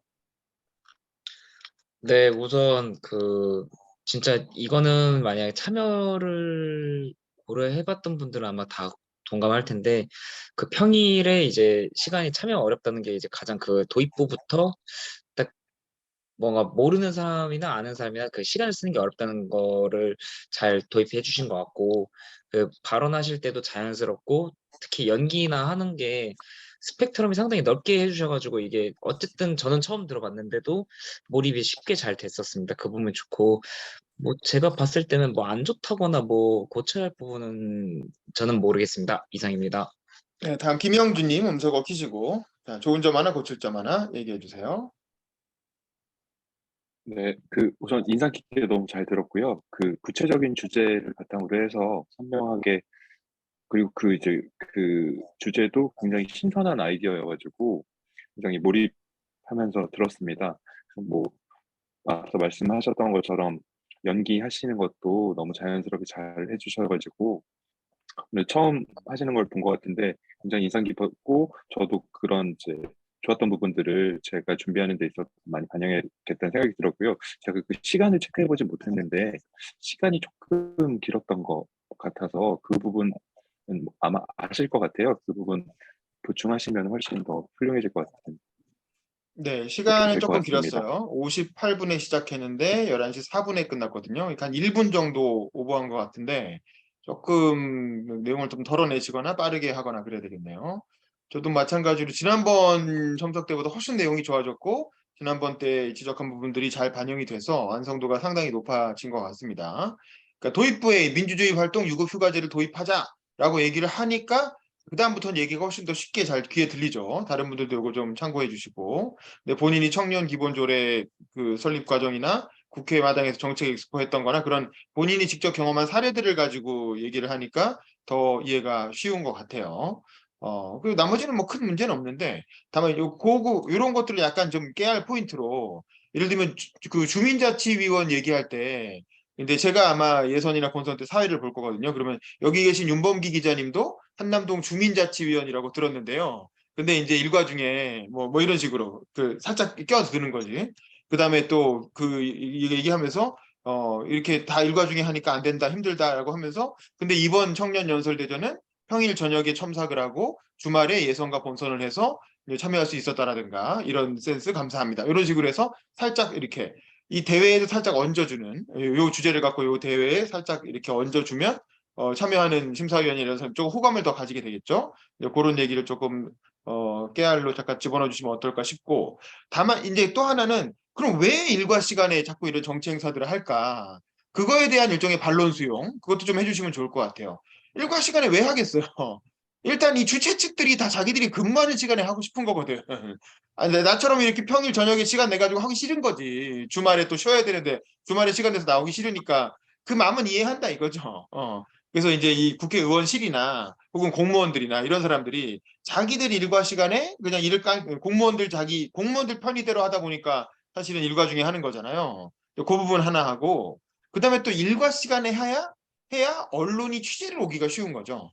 왜냐하면 정치 관련된 모든 행사는 다 언론의 취재를 어떤 그 염두에 두고 일정을 잡는데, 지금 같은 밤중이나 아니면 주말에 하면 언론들이 취재를 잘 안 오잖아. 그러니까 이제 그런 요소 때문에 일과 중에 하는 건 어쩔 수 없다. 그거 이해한다. 그렇다면 어떻게 해야 되겠느냐? 이런 거에 참여하는 사람들이 부담 없이 연차를 쓸 수 있도록 민주주의 유급 휴가제가 필요하지 않겠느냐? 이런 식으로 이렇게 그 반론 수용과 재반박 이 부분을 이렇게 좀 넣어주면 뒷부분이 조금 더 정리가 되고 설득력이 높아지지 않을까. 근데 이미 분량이 약간 꽉 차 있기 때문에 이걸 넣으려면 다른 문장을 몇 개 빼야 되겠죠, 뒤쪽에서. 그거는 본인이 한번 원고를 좀 검토를 하면서 정리를 한번 해주시고요. 어쨌든 5분 너무 내용은 짧아요. 어쨌든 내용은 굉장히 좋아졌습니다. 수고하셨고요. 짧아도 그 안에 넣는 게 다 능력입니다. 자, 그다음에 김동희 씨 연설 한번 들어볼게요. 자, 김동희 씨 음소거 키시고, 자, 준비, 시작. 네, 안녕하세요. 저는 김동희라고 합니다. 친절해라. 우리가 만나는 사람은 모두 힘든 싸움을 하고 있다.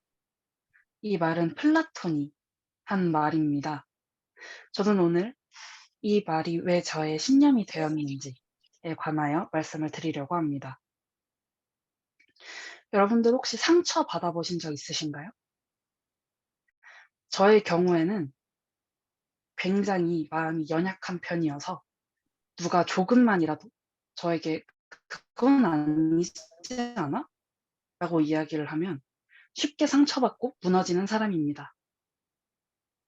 제가 지금까지 살아온 삶을 뒤돌아서 생각을 해보니 저는 말에 대한 상처가 굉장히 많은 사람이더라고요. 그래서 저의 신념은 말로 상처를 주는 사람이 되지 말자였습니다. 여러분들은 말의 힘을 믿으십니까? 지금 현재 청년연설대전에 참여한 우리 모두는 단상 위 마이크 앞에 서서 목소리를 내는 사람들입니다. 그렇다면 여러분들이 이야기하는 모든 말들에 어떤 힘이 실리기를 바라십니까? 저는 말에는 긍정의 힘과 부정의 힘을 담을 수 있는데 긍정의 힘은 사람을 살리고 부정의 힘은 사람을 죽인다고 생각합니다. 그만큼 말과 혀는 누가 어떻게 다루느냐에 따라서 어떤 힘을 내고 사람을 살리기도 하고 죽이기도 한다고 생각합니다. 그런데 말입니다. 말을 긍정적으로 하는 것은 저를 만만하게 보이기도 하더라고요. 사람들은 제가 친절하게 이야기를 하거나 다정하게 이야기를 하면 그때서부터 저를 만만하게 보기 시작을 했습니다. 그들은 가끔은 저의 친구였고 대부분은 동료이자 지인이었으며 아주 가끔은 아주 가까운 가족이 되기도 하고 연인이 되기도 했습니다. 가까운 사람들에게 상처를 받아 버릇하니 그것은 더 큰 상처로 다가왔고 그때서부터는 내 신념은 잘못되었을까? 어느 정도는 나 자신을 지킬 수 있는 힘을 지켜가면서 상대를 조금은 상처 입혀가면서 나를 지키는 것이 현명한 방법일까?에 대해서 생각을 다시 하게 되었습니다. 그렇게 지내던 중 한 친구에게 연락이 왔습니다. 동희야 있잖아. 너가 나한테 그렇게 이야기를 해줘서 난 정말 고맙고 너가 정말 다정한 사람이라고 생각해. 이런 여지들이 저의 신념을 꿋꿋하게 더욱더 버티게 해주는 또 다른 힘이 되었습니다. 우리는 매일 말을 하면서 살아갑니다. 그리고 우리는 그 말에서 누가 내 말에 대해 상처를 받았을지, 상처를 받지 않았을지, 힘을 얻었을지, 얻지 않았을지 아무도 모릅니다. 그래서 말이란 면에 있어서 우리는 다시 한번 생각을 해볼 필요가 있다고 생각을 합니다. 죄송한데 여기서 멈춰도 될까요? 제가 네네, 여기까지 하신 건가요? 연설문을 네, 여기까지 쓰신 거죠? 네네. 네네, 아, 좋습니다. 좋아요. 지금 9분에 한 3분 정도 쓰셨네요. 3분 정도. 자, 네. 최선아님 음소거 키시고 지금까지 들은 내용에 대해서 좀 코멘트를 좀 해주세요. 좋은 점 하나, 고칠 점 하나. 일단 여기 모이신 분들 주제가 다 좋긴 하지만 살짝 저 울 뻔했거든요. 이게 이게 진짜 일단 동의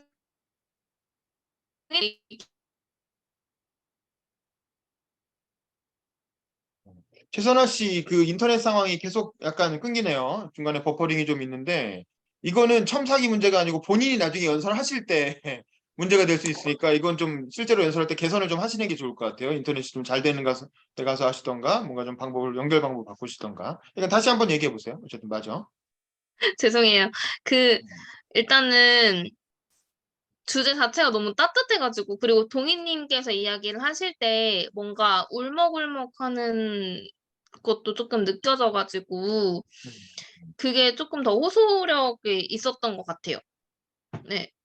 네, 그다음에 네. 그리고 그 친구가 얘기했던 거, 이것도 같이 넣어주셔가지고 좋았고, 나쁜 점은 저는 딱히 못 느꼈던 것 같아요. 네, 아직 네. 다 완성된 게 아니니까. 자, 장두원님 음소거 키시고 소감, 좋은 점 하나, 고칠 점 하나 얘기해 주세요. 뭔가 이제 그 김동희 선생님께서 말씀을 해주시려는 요지가 언어, 대화, 어떤 이렇게 상대방을 좀 이렇게 대화를 할 때 우리가 좀 주의해야 될 부분들에 대한 얘기들이나 포인트를 좀 짚어주시는 것 같아요. 그래서 그래도 항상 이제 저도 상담을 하는 어떤 입장으로서 그런 것들이 이제 대화나 이런 것들 상대방 대하는 것들이 참 중요하다 생각이 되는데 좀 더 완성된 그 연설문을 완전히 들었다면 좋지 않은 점, 좀 보완하셔야 될 부분들 말씀드릴 수는 있었을 것 같은데 그 주제가 일단은 좀 저는 그 와닿았고 좋았고 그다음에 이제 마무리를 만약에 지어 주셨더라면 조금 더 그게 더 좋지 않았을까라는 생각을 합니다. 그래서 완성된 것들을 좀 더 들어보고 싶어서 그런 게 좀 궁금했어요. 그래서 그것만 마무리가 되었다면 어떤 단점들도 말씀을 드렸을 수 있을 텐데 그래서 그 부분만 좀 아쉽고 나머지는 주제는 저는 되게 이렇게 한번 울림을 주는 그런 표현들이었다는 생각이 듭니다. 네, 저도 김동희 씨 연설 오랜만에 들었는데 잘하면 되게 역대급 연설이 나올 것도 같아요. 일단 한번 잘 준비를 해주시고 저는 한참 그걸 찾아봤어요. 이게 친절하라. 우리가 만나는 모든 사람은 힘든 싸움을 하고 있다.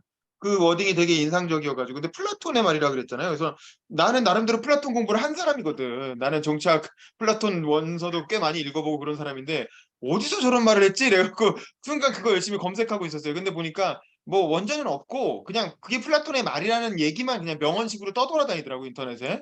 그래서 이제 그게 정확하게 플라톤의 어디 뭐 국가인지 무슨 그 병명인지 뭐 이렇게 적합하게 플라톤의 그 원전이 출처를 좀 알면 좋을 것 같은데 그러니까 정확한 출처는 없이 그냥 떠돌아다니는 말인 것 같아요. 근데 그런 말이 있는 건 맞고 영어로도 이렇게 있더라고요. 그래서 되게 좋은 워딩을 따 오신 것 같고 거기서부터 동희 씨가 또 사회생활하고 지금까지 인간관계를 해오시면서 느꼈던 다양한 어떤 그 언어로 인한 상처들 이제 그런 점들에 대해서 이렇게 자기 경험을 고백하고 거기를 이제 그걸 통해서 이제 청중들에게 뭔가 울림을 주고 싶은 것 같고 또 동희 씨 스스로도 이제 이런 게 되게 좋아요. 연설할 때 제가 누누이 얘기하지만 나는 눈물 한 방울 또르르 그리고 청중들은 펑펑. 이렇게 이게 전략이라 그랬잖아요.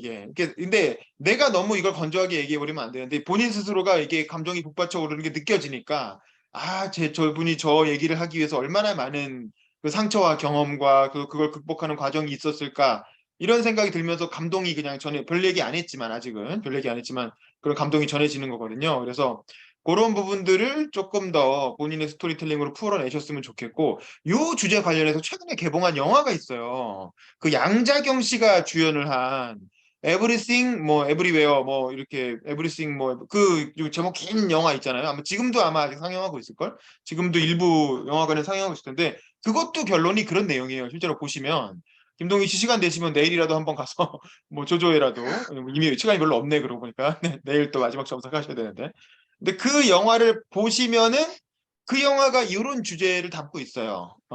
그래서 그것도 한번 참고해서 보시면 좋을 것 같고 어쨌든 그런 내용을 가지고 이 결론 부분을 뭐 그럼 그 말 그대로 결론에 이미 제목에 도입부의 이 책의 메시지 이 연설의 메시지 이미 나온 거니까 친절해라.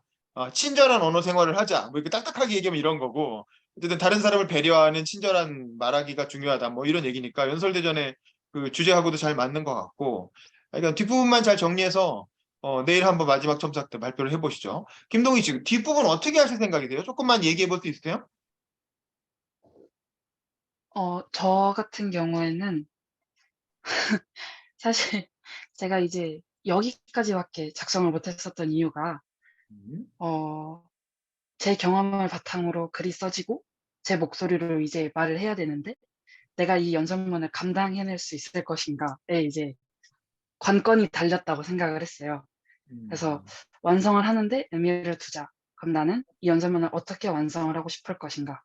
저는 최대한 담담하게 끝낼 예정입니다. 그냥 친절하자. 세상이 우리를 조금 힘들게 하고 우리는 서로 뭐 상처를 주고받는 것을 불가피하게 피할 수는 없겠지만 그걸 최대한 막아보자. 왜냐하면 우리는 다 같이 살아야 되니까. 라는 식으로 이제 끝내고 싶었습니다. 네, 알겠습니다. 내일 마무리한 내용을 가지고 한 번 더 첨삭을 해보도록 하죠. 네, 수고하셨습니다. 자, 그리고 그 다음에 우리 최선아님 이제 해보시죠. 최선아님 음소거 키시고 중간에 인터넷이 끊기더라도 당황하지 말고 한번 쭉 들어봅시다. 준비 시작. 네, 안녕하십니까. 20대 경험가 최선아입니다. 여러분들께서는 정치에 얼마나 네, 역시 예상대로 바로 인터넷이 관심을 끊겼네. 두고 활동하면 네, 쭉 하세요. 그래도 쭉 하세요. 어디부터 할까요? 네, 저는 많은 의제 자연스럽게 정치를 접하게 되었습니다. 제가 이거 나중에는 핸드폰으로 들어볼게요. 네, 어쨌든 계속 해보세요. 네, 현재는 한 정당의 당원이기도 하지만 일상에서 평범하게 불편함을 개선하는 정책 제안 활동 중인 시민이기도 합니다. 다른 말로는 중도가 있습니다. 아마 다양한 활동을 하시거나 평범하게 직장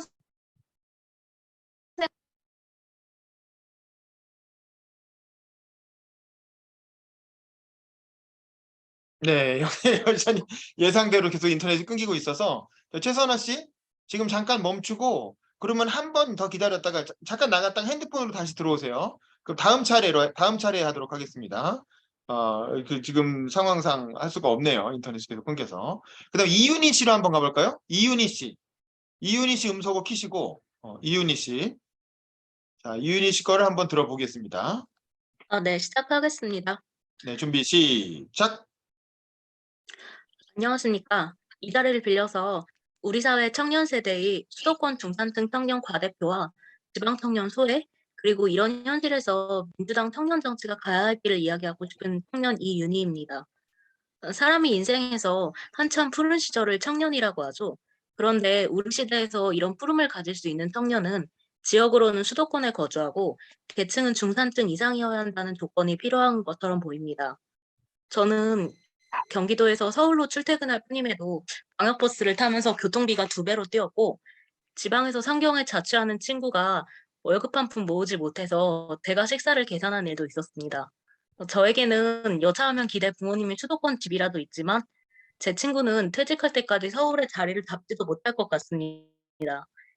그런데 이런 청년들의 이야기는 메아리처럼 흩어져 버릴 뿐이지 대학 학생의 연설에서도 신문면에서도 그리고 예술 무대에서도 어디에서도 보이지 않습니다. 제가 졸업할 무렵 대학 학생회 출마 후보자들이 출신 지역은 대부분 수도권이었고 계층은 중산층 이상이었습니다. 이 학생회들은 총여학생회를 폐지시키고 보수정당의 논조를 따라서 움직였습니다. 또 도저히 청년 기자가 썼다고는 믿을 수 없는 기사 작성자들의 양력은 대부분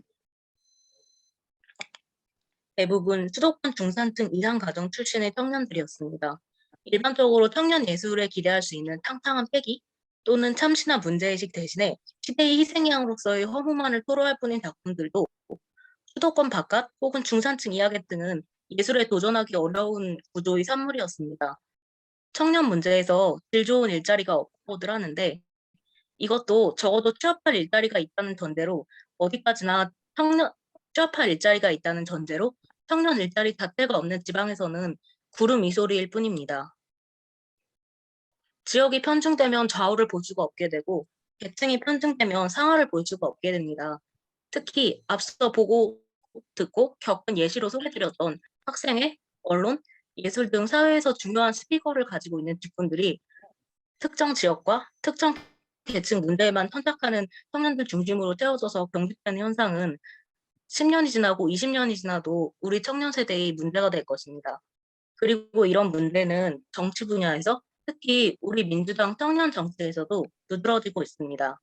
전국에 우리 시도당과 지역의 사무실이 있지만 당에서 활동하고 싶은 지방 청년은 시작부터 난관에 부딪히게 됩니다. 간담회, 강연회, 교육 등이 대부분 평일 수도권에서 개최하니 지방 청년은 접근성이 낮아질 수밖에 없습니다. 당직에 지원하고 싶은 청년도 여의도에 출퇴근할 수 있는 조건을 갖춰야 하기 때문에 자연스럽게 수도권에 거주하는 중산층 이상 가정 중심으로 충원될 수밖에 없습니다. 청년위에 대학위가 있지만 대학위 활동도 신입생 대다수가 수도권에 거주하는 중산층 이상 가정 출신인 서울 4년대 대학 중심으로 운영되고 있습니다. 자연스럽게 청년 의제에서 지방 청년은 배제되고 관련 정책과 방향도 매우 경직되어 있는 상황입니다. 이대로라면 우리 민주당이 미래에 전국을 아우르는 대중정당에서 수도권 중산층 정당으로 비좁아질 수도 있다는 우려가 생길 수밖에 없습니다. 우선 여기까지 저는 작성했고요. 이 뒤쪽에는 이런 편중과 경직 문제를 해결하기 위해서 정당 차원에서 조금 할 수 있는 일들에 대해서 쓰려고 합니다. 대의원 제도에서 힌트를 얻어서 당직자를 선발할 때 지방 쿼터를 둔다던가 혹은 이번 연설대회에서 10시 이후에 참석을 하고 또 주말에도 참석을 열어주신 것처럼 비대면 면접이나 비대면 선두를 적극 활용한다던가 무엇보다 대학위에 있어서 지방대학 학생들에게 더 많은 기회를 주어야 한다는 주장 위주로 좀 구체적인 방법들을 제시해서 발표를 마무리하려고 합니다. 이상입니다. 네, 알겠습니다. 박호원 씨 음소거 키시고 어떻게 들었는지 소감, 좋은 네. 점 하나, 고칠 점 하나 얘기해 주세요.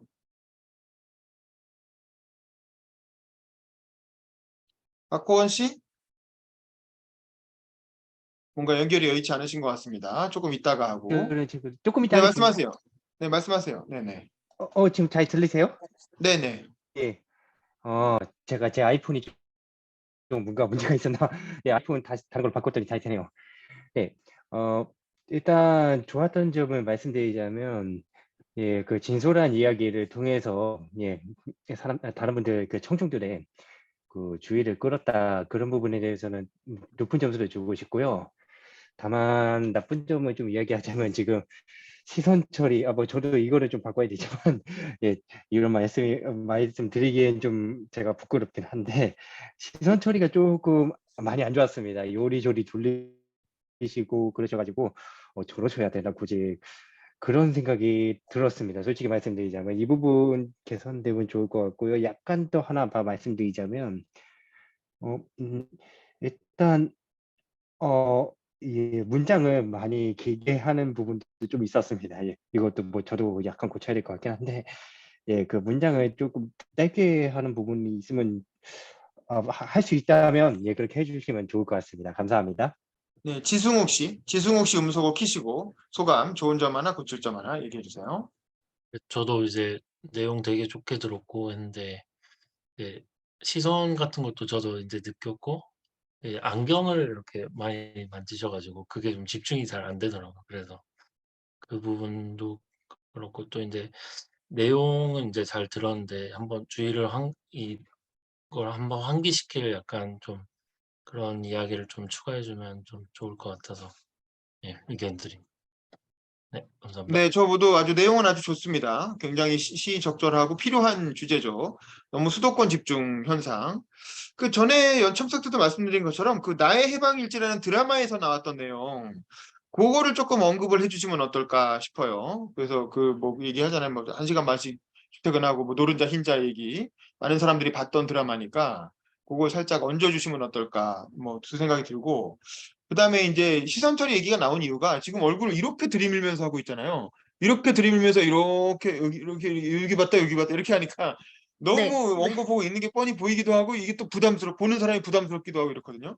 그러니까 조금 네. 뒤로 밀어서 제 이 화면에서 저 정도 얼굴이 나오게 해요. 얼굴이 이렇게 딱 가운데 너무 이렇게 꽉 차지도 않고 너무 이렇게 한쪽에 치우치지도 않고 한 가운데쯤에 얼굴이 딱 이렇게 해서 머리부터 턱까지가 화면 안에 딱 들어오게 지금 이렇게 해가지고 화면이 이렇게 걸치는 것도 이것도 별로 안 돼요. 턱이 잘리잖아요.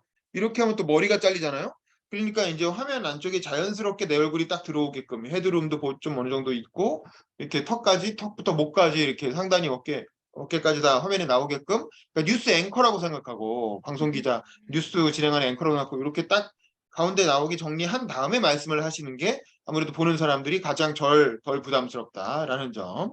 그리고 이렇게 카메라 밑에 놓고 이렇게 턱 나오게 하지 말고 가급적 이렇게 좀 위로 올려서 나랑 이제 시선이 카메라와 마주치게끔 정면에 마주치게끔 그렇게 좀 화면 배치를 해주시고 말씀을 하시면 좋을 것 같아요. 뭐 내용은 아주 좋습니다. 내용은 아주 좋고 이 뒤쪽에 민주당에서 어떤 청년 행사 같은 걸 개최할 때 이제 그런 수도권 청년들 지방 사는 청년들을 좀 배려해 줬으면 좋겠다라는 거 이제 그걸 뭐 본인의 경험과 사례를 통해서 좀 말씀해 주시면 아까 한승주님이 얘기하신 것과는 조금 더 별개의 스펙트럼에서 마찬가지로 중요한 점을 지적하고 계신 거죠. 그거를 이렇게 좀 보완해 주시면 되게 좋을 것 같아요. 어쨌든 수고 많이 하셨습니다. 네, 자, 그다음에 감사합니다. 네. 이번에 진짜 최선아님으로 다시 한번 가보죠. 최선아님 음소거 키시고 이번에는 안 끊기게 한번 잘해봅시다. 자, 네. 준비. 아, 할 수 있겠어요? 네네. 시작. 안녕하십니까. 20대 경험가 최선아입니다. 여러분들께서는 정치에 얼마나 관심을 갖고 계신가요? 저는 많은 의제에 관심을 두고 활동하며 자연스럽게 정치를 접하게 되었습니다. 현재는 한 정당의 당원이기도 하지만 일상에서 평범하게 불편함을 개선하는 정책 제안 활동 중인 시민이기도 합니다. 여러분, 정치 중립이라는 말을 아시나요? 다른 말로는 중도가 있습니다. 아마 다양한 활동을 하시거나 평범하게 직장 생활을 하시는 분들이라면 한 번쯤 들어보셨을 것 같습니다. 정치 성향과는 무관하게 객관적인 태도로 합리적인 선택을 하는 것인데요. 어느 순간 정치에 대한 무관심을 뜻하는 단어가 되어버렸습니다. 저는 약 3년간 다양한 활동을 하며 그렇게 변하는 과정의 일부를 목격하게 되었습니다. 제가 활동하는 곳들은 주로 다양한 정당에 사람들이 속해 있는데요. 어느 대선 경선 기간 때였습니다. 특정한 정당들을 지지하는 사람들이 각자의 지지 후보나 당을 홍보하며 상대 당 또는 후보들에 대해 비난을 쏟아내고 허위 사실을 유포하는 등의 행동을 하기 시작했습니다. 하지만 그것이 과해지고 점점 모인 사람들의 의제와 동떨어진 이야기들을 하는 것을 지켜보던 이들이 하나둘 떠나가게 되었습니다. 그걸 본 관리자들은 정치에 대한 언급을 금지하며 정치 중립을 공지하게 되었습니다. 그 이후로 일상 속에서 느끼는 불편함을 이야기하더라도 그 일이 특정 당 특정 후보와 관련이 조금이라도 있으면 공지를 어긴 것으로 간주하고 경고를 받는 일들이 늘어났습니다. 여러분, 이 이야기를 들으시면서 어떤 생각을 하게 되셨나요? 저는 최근에 이런 생각을 하기 시작했습니다. 법을 개정하는 사람들은 우리가 선출한 국회의원들이고, 나라 전반의 행정을 맡아서 정책을 내고 수행하는 사람들은 우리가 선출한 대통령과 그 대통령이 임명하는 사람들인데, 과연 우리의 일상과 정치는 관련이 없을까? 정치 중립이라는 말로 사람들이 이런 거에 대해서 이야기하지 못하면 그 사람들은 왜 내가 살기 힘들어지는지, 심지어 왜 내가 위험해지는지조차도 모르고 그저 타인을 욕하기만 하지 않을까? 여러분, 중립과 중도는 양면성을 가진 마법의 단어입니다. 많은 것을 알고 합리적인 선택을 하는 걸 뜻하기도 하지만 무관심을 뜻하기도 합니다. 여러분, 저는 이렇게 제안하고 싶습니다. 정당 정치와 일상 정치를 나눠서 생각해 보면 어떨까요? 지금 정치라고 하면 생각나는 정치인들의 싸움은 정당 정치로, 우리의 불편함을 개선하는 것은 일상 정치로 나누어 관심을 두면 어떨까요? 그들이 제대로 일하고 있는지, 어떤 법이나 정책을 만들고 고치고 그 과정에서 시민들의 의견은 얼마나 반영되고 있는지, 그 예산은 어디서 나오는지, 만약 옳지 않은 방향으로 간다면 어떻게 수정을 해야 하는지 등에는 관심을 가져야 하지 않을까요? 요즘 유행어처럼 쓰이는 말들이 있는데요. 내 세금 살살 녹는다. 내 등록금이 하늘에서 터지고 있어. 라는 말입니다. 내가 내는 세금, 어디에 쓰이고 그게 나를 위해서든 어떻게 돌아오는지 다들 예민하지 않습니까? 여러분은 이미 정치에 관심을 가진 중관여자입니다. 여러분, 정치에 관심을 두는 것은 어렵지 않습니다. 정보만 제대로 찾아보고 그 정보에 대해 다양한 방법으로 생각하는 것만으로도 충분합니다. 단순히 여러분들이 관심을 갖고 있는 분야부터 시작해보는 것도 좋습니다. 여기 계신 분들은 어느 분야에 관심을 갖고 계신가요? 취업, 내 집 마련, 대출, 성별 갈등, 세대 갈등, 환경, 외교, 덕질. 다 한 번쯤은 관심을 가져본 적 있으실 겁니다. 그러면 그에 대한 정보는 과연 제대로 전달받고 계신가요? 정보를 전달하는 이의 정치 성향이 반영되어 있지 않을까요? 여러분, 지금 일상에서 하고 계신 정치 중립이라는 필터를 언론을 보는 눈에 씌우는 것만으로도 충분합니다. 정치적인 상황을 빼고 봤을 때 제대로 보도하고 있는지, 아니라면 어떤 입장으로 봐야 하는지 스스로의 입장에서 생각해 보는 것만으로도 충분합니다. 네, 한마디로 우리는 쏟아져 나오는 정보를 주체적으로 보는 것만으로도 정치에 관심을 둘 수 있습니다. 어떤 분들은 이렇게 생각하시는 분들도 있을 것 같아요. 우리만 노력해야 된다고? 생각하시는 분 여기도 계실 것 같은데요. 당연히 아닙니다. 정치인들도 노력해야 합니다. 언론으로 시민을 대하는 것이 아니라 직접 시민들을 만나셔야 합니다. 내가 대단한 사람이라는 특권의식을 내려놓고 시민들의 입장에서 생각하고 이야기하셔야 합니다. 여러분, 많은 사람들이 정책에 관심을 가질수록 서로가 가진 불편함에 대해 이야기할수록 그리고 그 개선점이 많이 수용될수록 대한민국은 살기 좋아질 것입니다.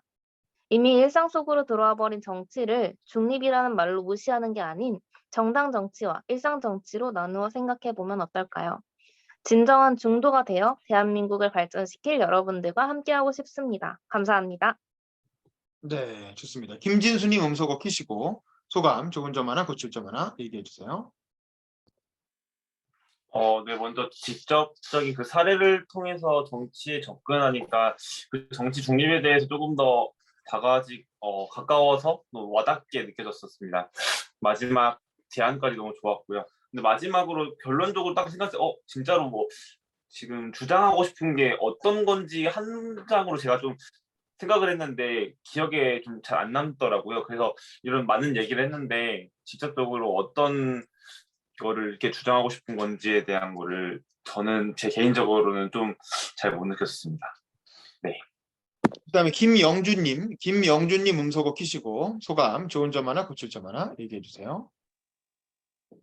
네, 그 지난주에 처음 참석하셨던 거를 기억을 하는데 그때에 비해서 훨씬 정제되고 그 뭐 정리를 잘 하신 것 같아서 굉장히 좋았고요. 그때도 말씀드렸었는데 좀 20대에 가운 어떤 재기발랄함 같은 게 잘 느껴져서 좋았습니다.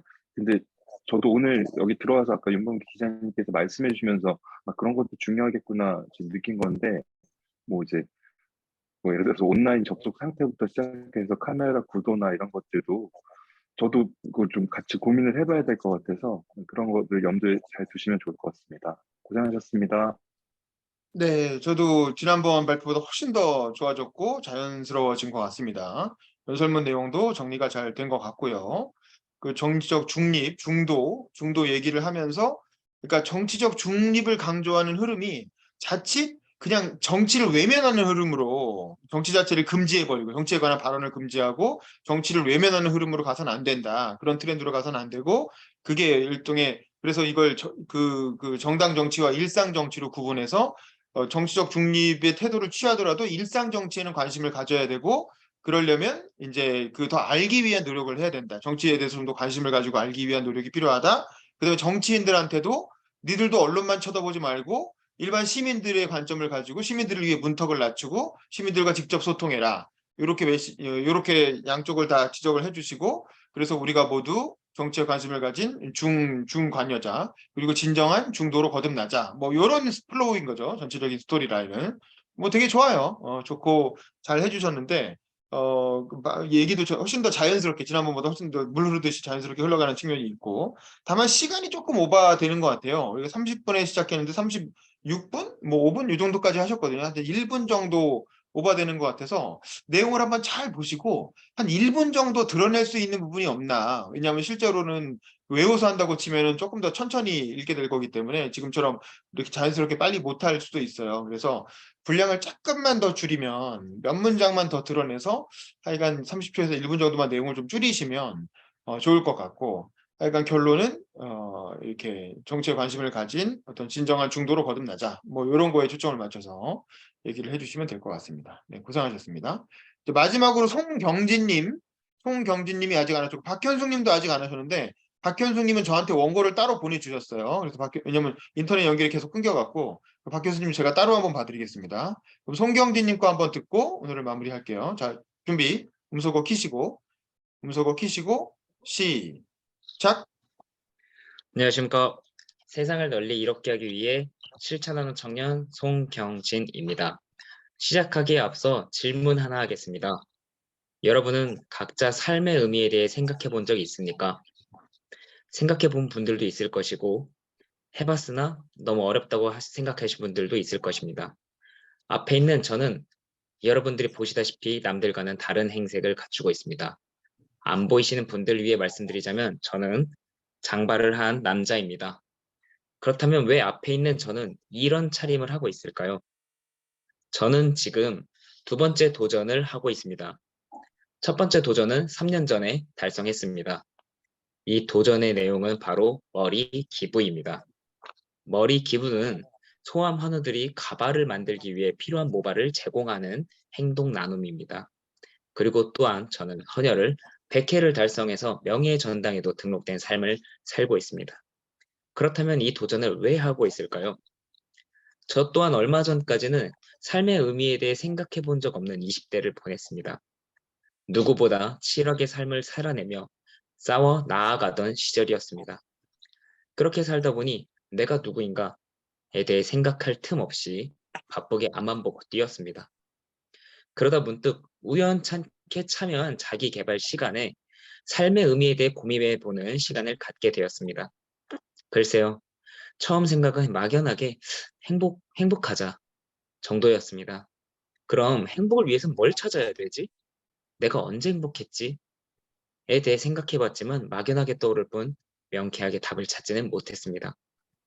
그렇게 끝이 없는 터널을 걸어가던 중에 기회가 찾아왔습니다. 사회복지사로 있는 지인이 제 모습을 보고 봉사활동을 권했습니다. 아, 피곤하고 짜증난데 뭔 봉사활동이야. 라는 생각도 물론 했었습니다. 그런데 그 친구가 워낙 적극적으로 권유해서 참석하게 되었습니다. 참석하기 전까지는 봉사활동이란 돈이나 시간 많은 사람이 나는 거지 하면서 살아왔기 때문입니다.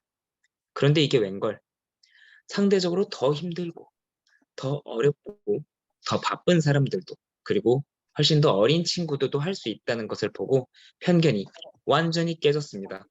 그날의 봉사를 통해 저는 두 가지를 깨달았습니다. 첫 번째는 내가 삶의 의미를 찾았다는 것이고 두 번째는 아직 내가 세상에 모르는 것이 많다는 것입니다. 이 두 가지를 통해서 저는 삶이 완전히 바뀌었습니다. 가진 재능에 대해서 고민하며 무엇을 도울 수 있을까에 대해서 생각을 하기 시작했습니다. 맨 처음엔 단순하게 건강하니까 헌혈해야겠다고 생각했습니다. 이어서 헌혈을 위해서는 꾸준히 운동을 해야겠다라는 생각이 들어 지금까지 건강한 삶을 이어나가고 있습니다. 한 번은 또 지인이 지나가던 차에 너는 머리가 빨리 자라니까 기부해보는 건 어때? 라는 말에 열심히 관리해서 기부를 했고 지금 두 번째 도전을 하고 있습니다. 혹자는 말합니다.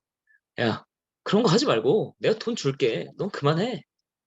예전에 저라면 우물쭈물 하다가 말을 못했을 수도 있습니다. 하지만 지금은 그 말에 당당히 거절합니다. 돈으로 살 수 없는 소득을 신념으로 갖고 살아가는 주님이 그 말씀은 실례지만 거두어 주셨으면 좋겠습니다. 라고요.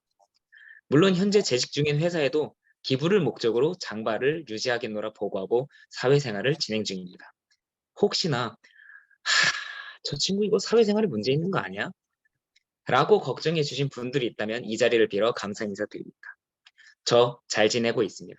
그리고 앞으로도 꾸준히 지금처럼 세상을 널리 이롭게 하는 데 이바지하도록 하겠습니다. 여기까지 들어주신 분들께 마지막으로 말씀드리면서 연설을 마치고자 합니다.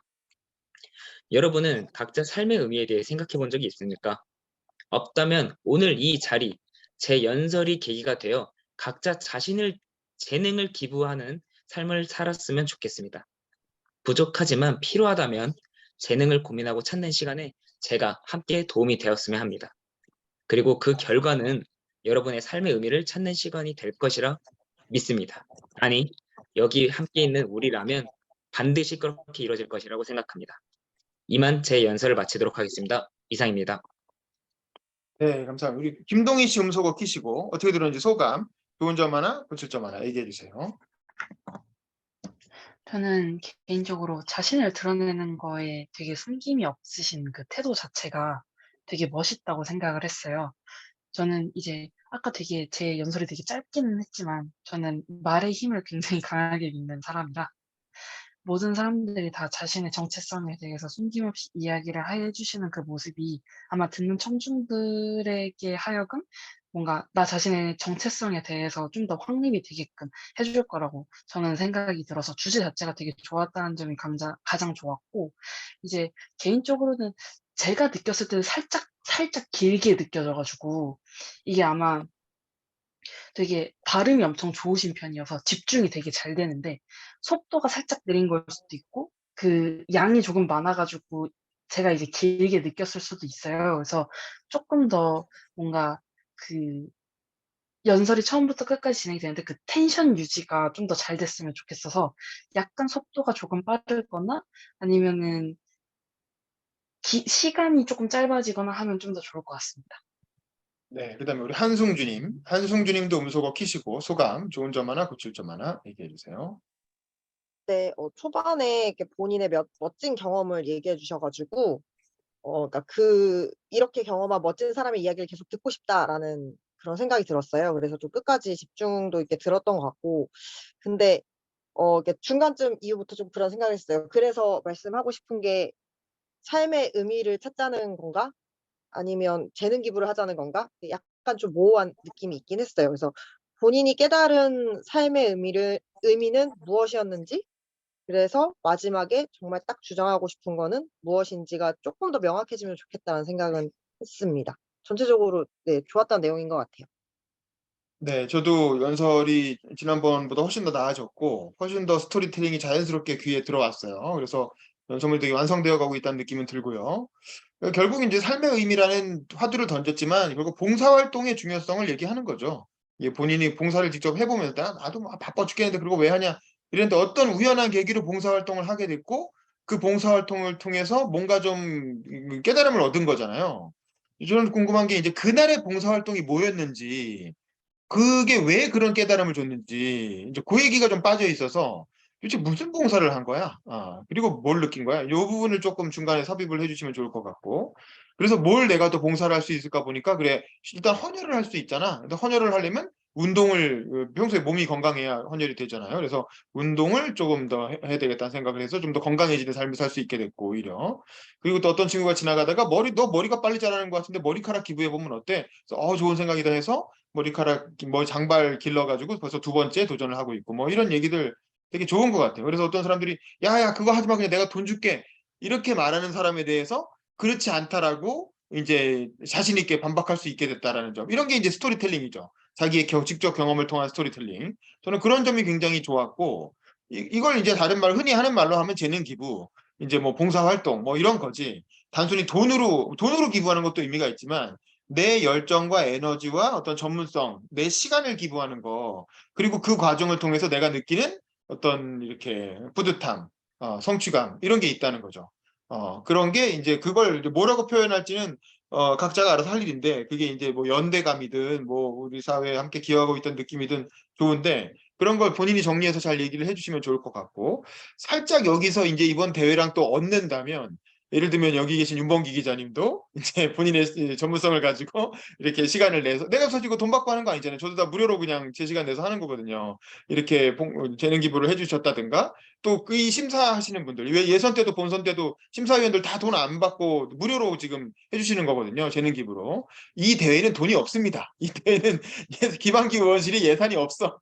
한 푼도 안 내서 한 푼도 그러니까 그래갖고 그야말로 참가자들 다 내 인맥으로 모아서 이렇게 재능 기부를 하는 거야. 그러니까 그런 점 여기 참가하고 계신 심사위원님들도 이제 심사비도 없이 사실은 무료로 다 이렇게 자기 시간을 내서 본인의 전문성을 가지고 심사를 해주시는 거잖아요. 뭐 그런 것들도 살짝 얹어서 이제 우리가 하는 이런 어떤 어떻게 보면 아무 이게 경제적으로 도움도 안 되고 이게 뭐 한다고 상금주 이게 대회는 심지어 상금도 없잖아요. 근데 이게 그럼에도 불구하고 많은 사람들이 이렇게 다 참여해서 시간을 내서 하고 있잖아요. 이제 이런 것들의 의미 이제 그런 걸 한번 되새기는 그런 연설이 되면 좋을 것 같아요. 이미 지금도 좋은 연설이지만 그런 내용, 요 대회에 관한 내용을 이렇게 한 스푼만 살짝 첨가해 주시면 굉장히 흐뭇해지면서 참여하는 모든 사람들이 같이 흐뭇해지면서 되게 의미를 되새길 수 있는 좋은 연설이 되지 않을까. 뭐 그런 생각이 들었습니다. 네. 어쨌든 다들 수고 많이 하셨고요. 박현숙님은 제가 개인적으로 첨삭한 내용 좀 보내드리겠습니다. 자, 그럼 여기서 마치는 걸로 하고 우리 끝나기 전에 소감 한마디씩 하고 마칠게요. 박호원 씨 음소거 키시고 소감 얘기해 주세요. 네. 아이고, 마지막에 좀 재미있는 말씀을 해주시는데요. 저도 뭐, 이거 뭐 상금이나 이런 거 놓이지 않고 뭐 이런 거 같이 확인했는데요. 저 자신의 발전, 그리고 다른 분들의 말씀을 들으면서 저 같이 어떻게 발전할 수 있는가에 대해서 더 고민해보고, 특히 뭐 제 연설 스타일을 많이 바꿔야 된다. 그런 것을 오늘 더욱 느끼게 되고, 특히 발음을 하루 동안 열심히 고쳐야겠네요. 일단은 생각이 들어서 지금 펜 물고서 열심히 하고 있었습니다. 내일 어떻게 될지 봐야 되겠지만 더 열심히 하겠습니다. 감사합니다. 알겠습니다. 우리 김동희 씨도 음소거 키시고 소감 얘기해 주세요. 네. 되게 저도 완성되지 않은 상태에서 첨삭이 들어와 가지고 저도 되게 완성된 거를 들려드리고 싶었는데 네 이렇게 돼서 제가 그래도 내일까지는 잘 끝내 가지고 완성작으로 꼭 여러분들께 들려드릴 수 있었으면 좋겠고 아까 이제 제가 연설 다 끝나고 나서 저의 감정에 같이 공감해 주신 모든 분들께 진심으로 감사드리고 제 이야기를 듣고 눈물이 날 뻔했다고 이야기해 주신 최선아 님께 진심으로 감사하다는 말씀드립니다. 네, 감사합니다. 우리 장두원 님도 음소거 키시고 소감 얘기해 주세요. 네, 여러 많은 분들께서 말씀해 주신 것들 잘 보완해가지고, 예선 통과를 꼭 할 수 있도록 부단히 노력하겠습니다. 다들 늦게까지 고생 많으셨고요. 또 첨삭 이렇게 항상 해주시는 윤범기 기자님께도 다시 한번 감사의 말씀 전합니다.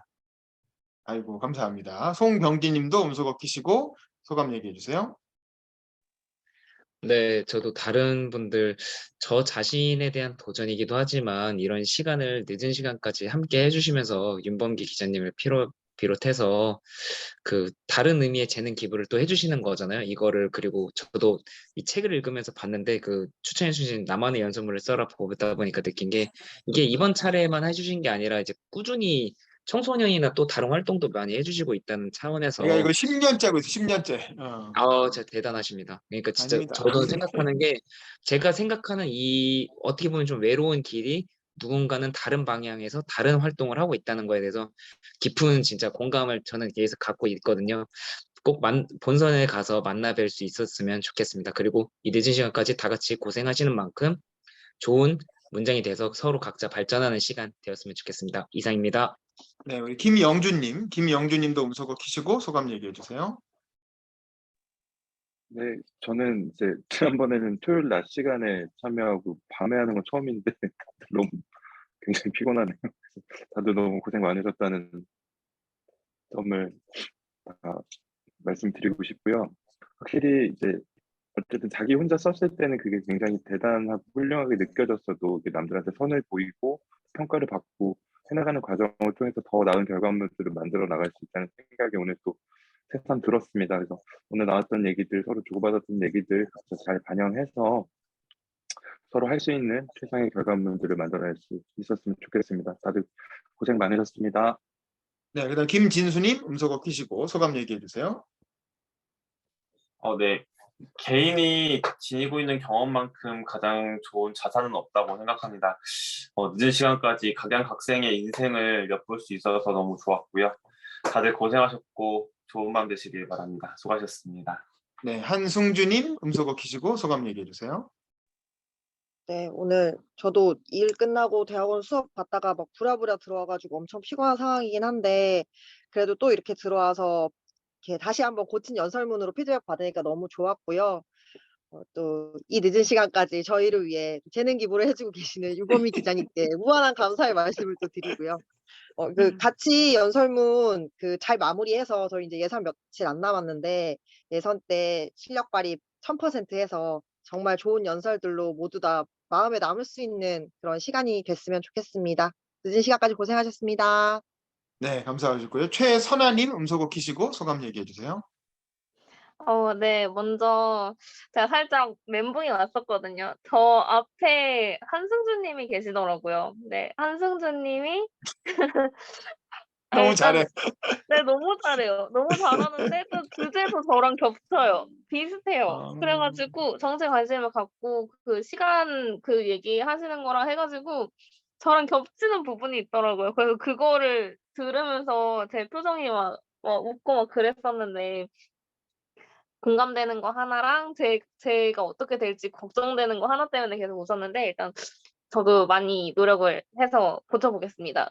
그리고 이 소중한 거의 12시 5분 전인데 이 늦은 시간까지 함께 해 주셔서 모든 분들께 너무 감사드리고 제 연설문 항상 같이 참석해 주시는 참여자분들과 윤범기 기자님께 너무 감사드립니다. 같이 잘 해 봅시다. 화이팅! 네, 화이팅입니다. 이게 최선아 씨는 한승주님하고는 꽤 떨어져 있어요. 예선 보니까 한 대여섯 명 떨어져 있으니까 크게 겹치지 않고 주제도 좀 달라요. 그 포인트가 다르기 때문에 괜찮습니다. 크게 걱정 안 하셔도 될 것 같아요. 지승욱님 음소거 키시고 소감 얘기해 주세요. 네, 어제 이제 지인분께 한번 글을 보여드려 봤는데 뭔가 글에 분노가 가득하다고 하더라고요. 그래서 네, 기자님 이제 통해서 이제 첨삭을 계속 받다 보니까 제 이야기 쓰는데 집중하려고 하는데 아직 그게 잘 안 되는 것 같아서 오늘 또 첨삭 받은 거 참고해서 제 이야기를 좀 더 나타내는 데 집중하겠습니다. 네, 감사합니다. 알겠습니다. 그리고 이윤희님 음소거 키시고 소감 얘기해 주세요. 네, 저도 앞선 분들이 말씀해 주신 것처럼 늦은 시간까지 다들 이렇게 발표하시고 깜삭하시느라 너무 고생하시고요. 제가 오늘 애티튜드를 조금 지적을 받았는데 사실 연설문을 다 작성을 못한 상태에서 들어왔기 때문에 좀 어쩔 수 없는 일이었다고 생각하고 애티튜드 관련해서 보완을 해서 마지막 날에 좋은 평가 받고 또 예선에서도 최선을 다할 수 있도록 노력하겠습니다. 이 시간까지 기자님과 여러분 다들 고생 많으셨습니다. 네, 수고하셨습니다. 오늘 진짜 역대급으로 제일 시간이 오래 걸렸네요. 다들 고생하셨고 사진 한번 찍고 마무리할게요. 가능하신 분들은 비디오 잠깐 켜주시고 뭐 무리하실 필요는 없습니다. 자, 준비. 시작. 제가 또 준비 시작이라고 했네요. 입에 붙어갖고. 한번 확인 좀 해볼게요. 오케이. 잘 들어갔습니다. 자, 수고하셨습니다. 그럼 내일 저녁이 마지막 첨삭 때 봬요. 수고하셨습니다. 빠빠이. 안녕히 고생하셨습니다. 계세요. 고생하셨습니다. 네. 고생하셨습니다. 감사합니다.